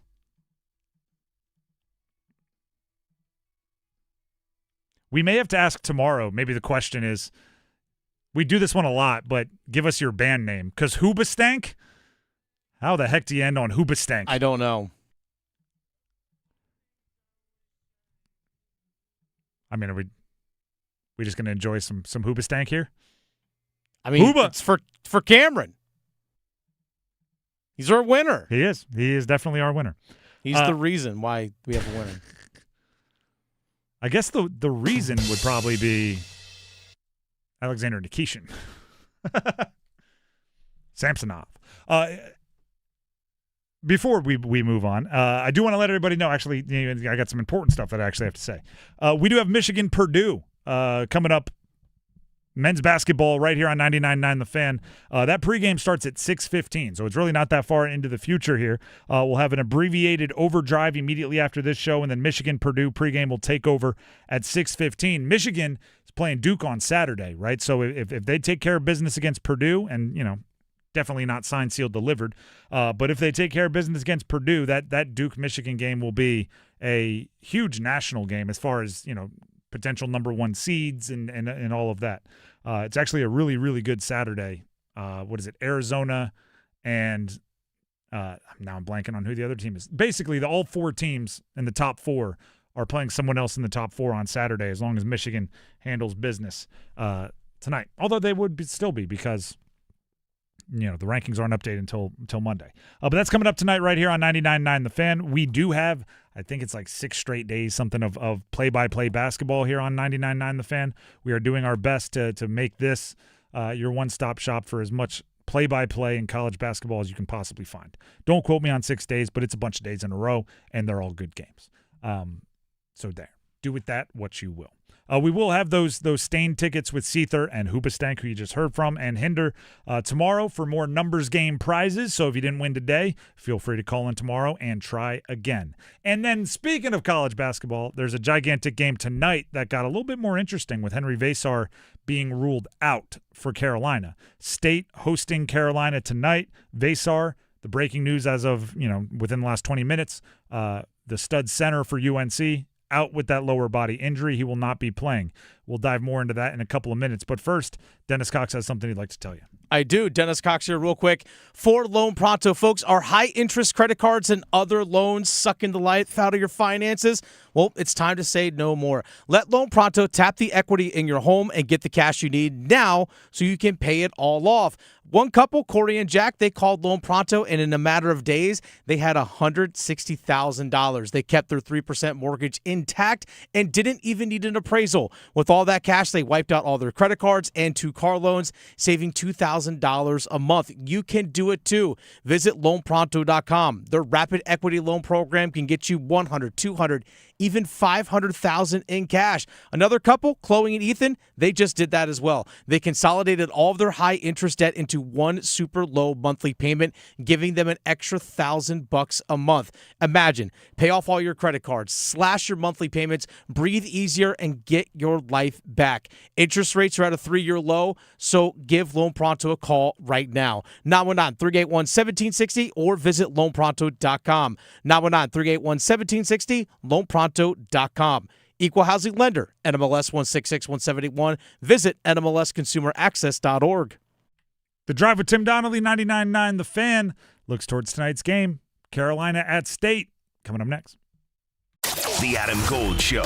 I know a lot of you probably jumped off the bandwagon, and I hope you didn't hurt yourself in the process because I told you State would eventually be good. I said at the beginning of the season, if you told me that NC State won the ACC tournament, I would not be surprised. I always thought they would be in the mix to finish in the top 4 and get the double bye, and they are finally starting to figure it out. It's not perfect yet, but it has certainly been a whole lot better the last few weeks, and I think it will continue to trend upward for Will Wade. The Adam Gold Show, weekdays starting at noon on 99.9 The Fan. It's Ram Truck Month right now at John Heister Chrysler Dodge Jeep Ram in Lillington. Drive home a brand new 2026 Ram 1500 for 20% off. Or pick your financing deal. 0% for 60 months or 2.9% for 72 months. America's best-selling truck comes with a terrific powertrain limited warranty. 10 years or 100,000 miles. Excludes RHO and tungsten. See dealer for details. So get off your keister and get to John Heister Chrysler Dodge Jeep Ram in Lillington today. If you or anyone you care about is facing a family legal matter, call Cordell and Cordell today at 1-855-GET-LEGAL or visit CordellCordell.com to schedule your consultation. There's a lot on the line in divorce. This is Joe Cordell of Cordell & Cordell, the largest family law firm in the country, with over 35 years of helping clients navigate divorce. But being big doesn't mean less personal or less local. Our attorneys live and work in your community, and as neighbors, they understand the challenges your families face. Divorce touches all areas of your life: your home, savings, retirement, and of course, kids. So when you find yourself facing divorce, you need a partner you can count on. Visit CordellCordell.com to schedule your consultation. If you or anyone you care about is facing divorce, contact Cordell and Cordell today. With over 100,000 clients served, we understand the challenges you're facing on a personal level. Call Cordell and Cordell today at 1-855-GET-LEGAL. That's 1-855-GET-LEGAL. Joseph Cordell, licensed in Missouri and Illinois. CordellCordell.com. It's Heart Health Month. I'm Tim Donnelly here with Dr. Parikh from WakeMed Heart and Vascular. Doctor, can you take us through what exactly heart failure is and how common it is? I think of myself more as a heart function doctor rather than a heart failure doctor. But heart failure, it can sound scary. It doesn't mean your heart is about to stop. It's a pumping problem. And so a heart can either be stiff and not fill properly, or it can be weaker and not pump properly. And really your body is not getting as much blood as it needs from the heart. It is somewhat common. So after age 40, 1 in 5 Americans will have heart failure at some point in their life. There's over 6 million people living with it in this country today. You really want to talk to your doctor about whether you're at risk for heart failure and if you should start screening for it, and really try to follow a heart-healthy lifestyle so you can prevent it from happening in the first place. If you have any questions, you want to learn more about heart health, go to wakemed.org.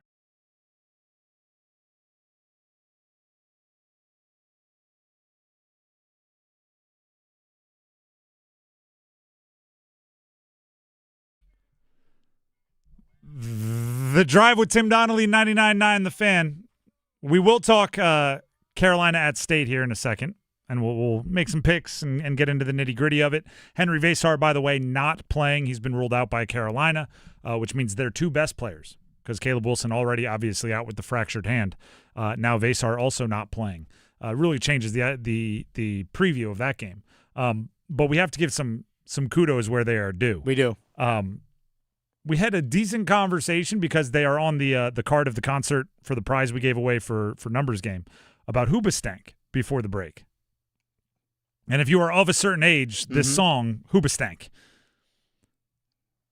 Do we know who it was on I want to give a proper bibliography. I do not want to pretend like I was this on top of it. This goes to Tim Griffin 9006 on a YouTube live chat. Canes fans and Canes fans and Hoobastank fans. Hoobastankoven. That's from Tim. Hoobastankoven. It's right there. It's right there. If Logan Stankoven scores a goal and this song isn't blared over the Lenovo Center, right here, right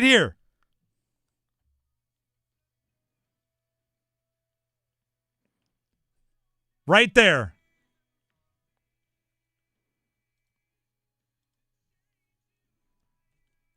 That's funny. Hoobastankoven.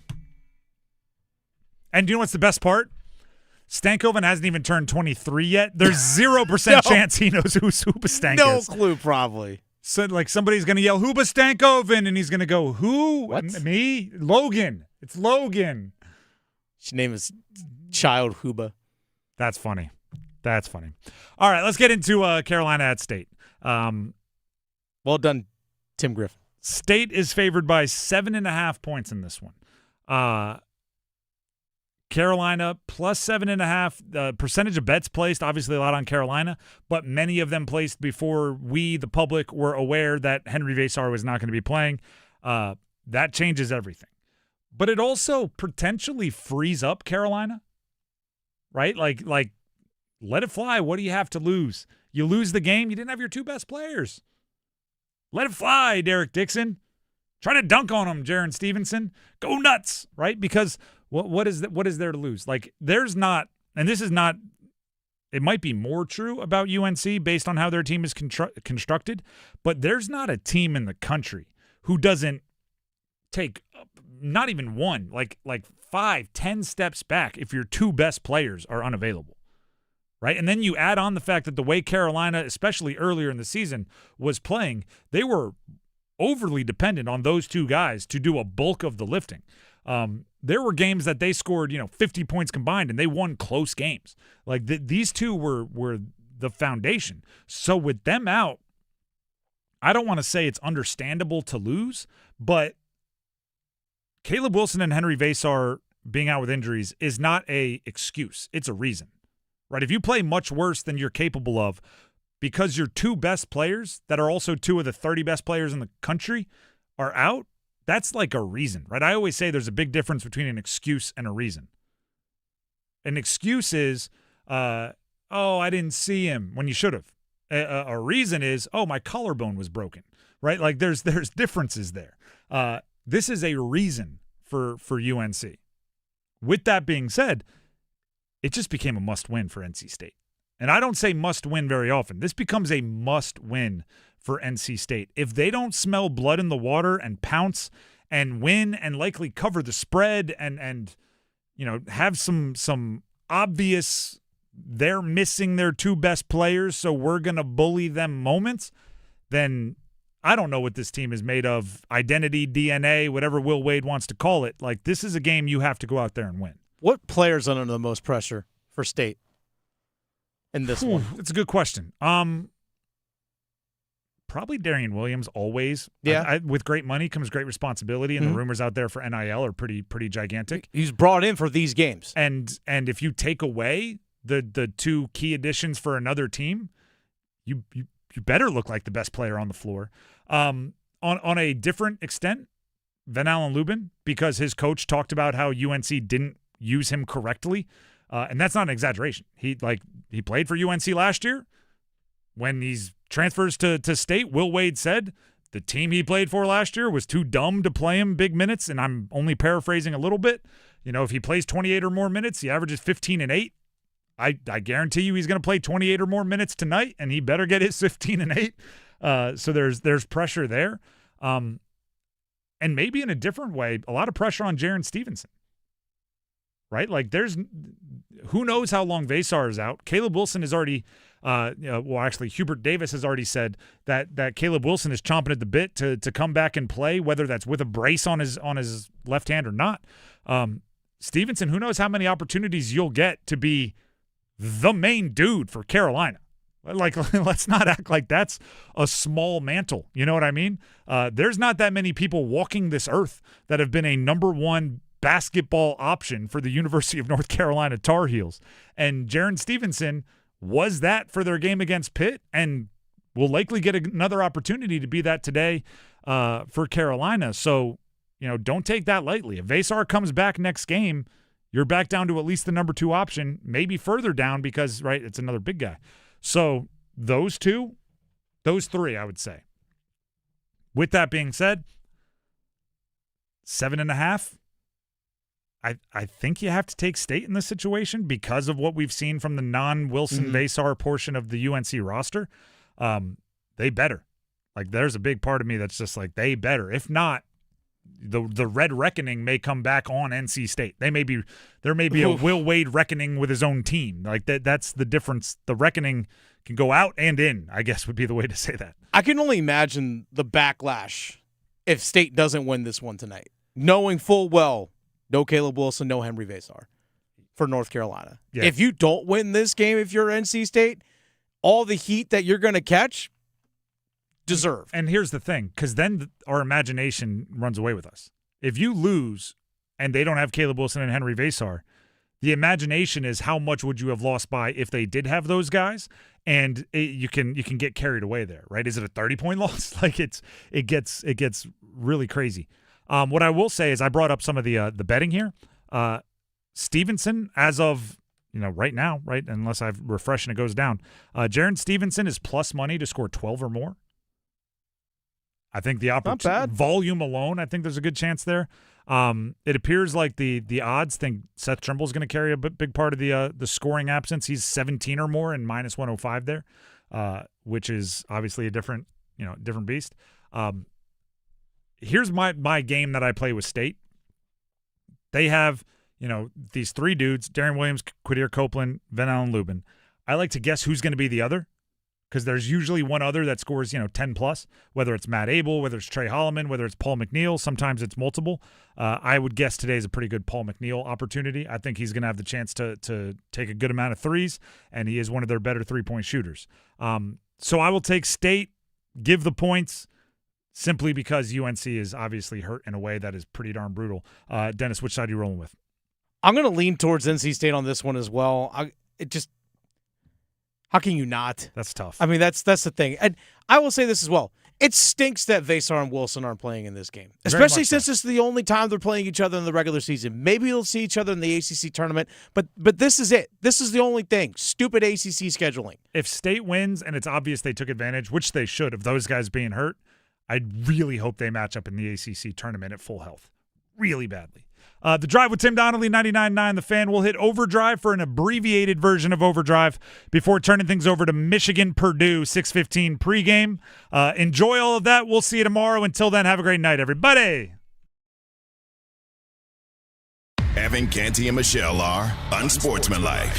I absolutely think Seattle has what it takes to go back-to-back. They are going to have turnover at the offensive coordinator position with Clint Kubiak, but we have seen the emergence of Mike McDonald, a defense that is so nasty. We believe in Sam Darnold in a different way. So many great pieces on the offensive and defensive side of the ball, and now they have that championship DNA. Mornings from 6 to 9 on 99.9 The Fan, the Triangle Sports Leader. Kid Rock. A celebration 250 years in the making. Freedom 250.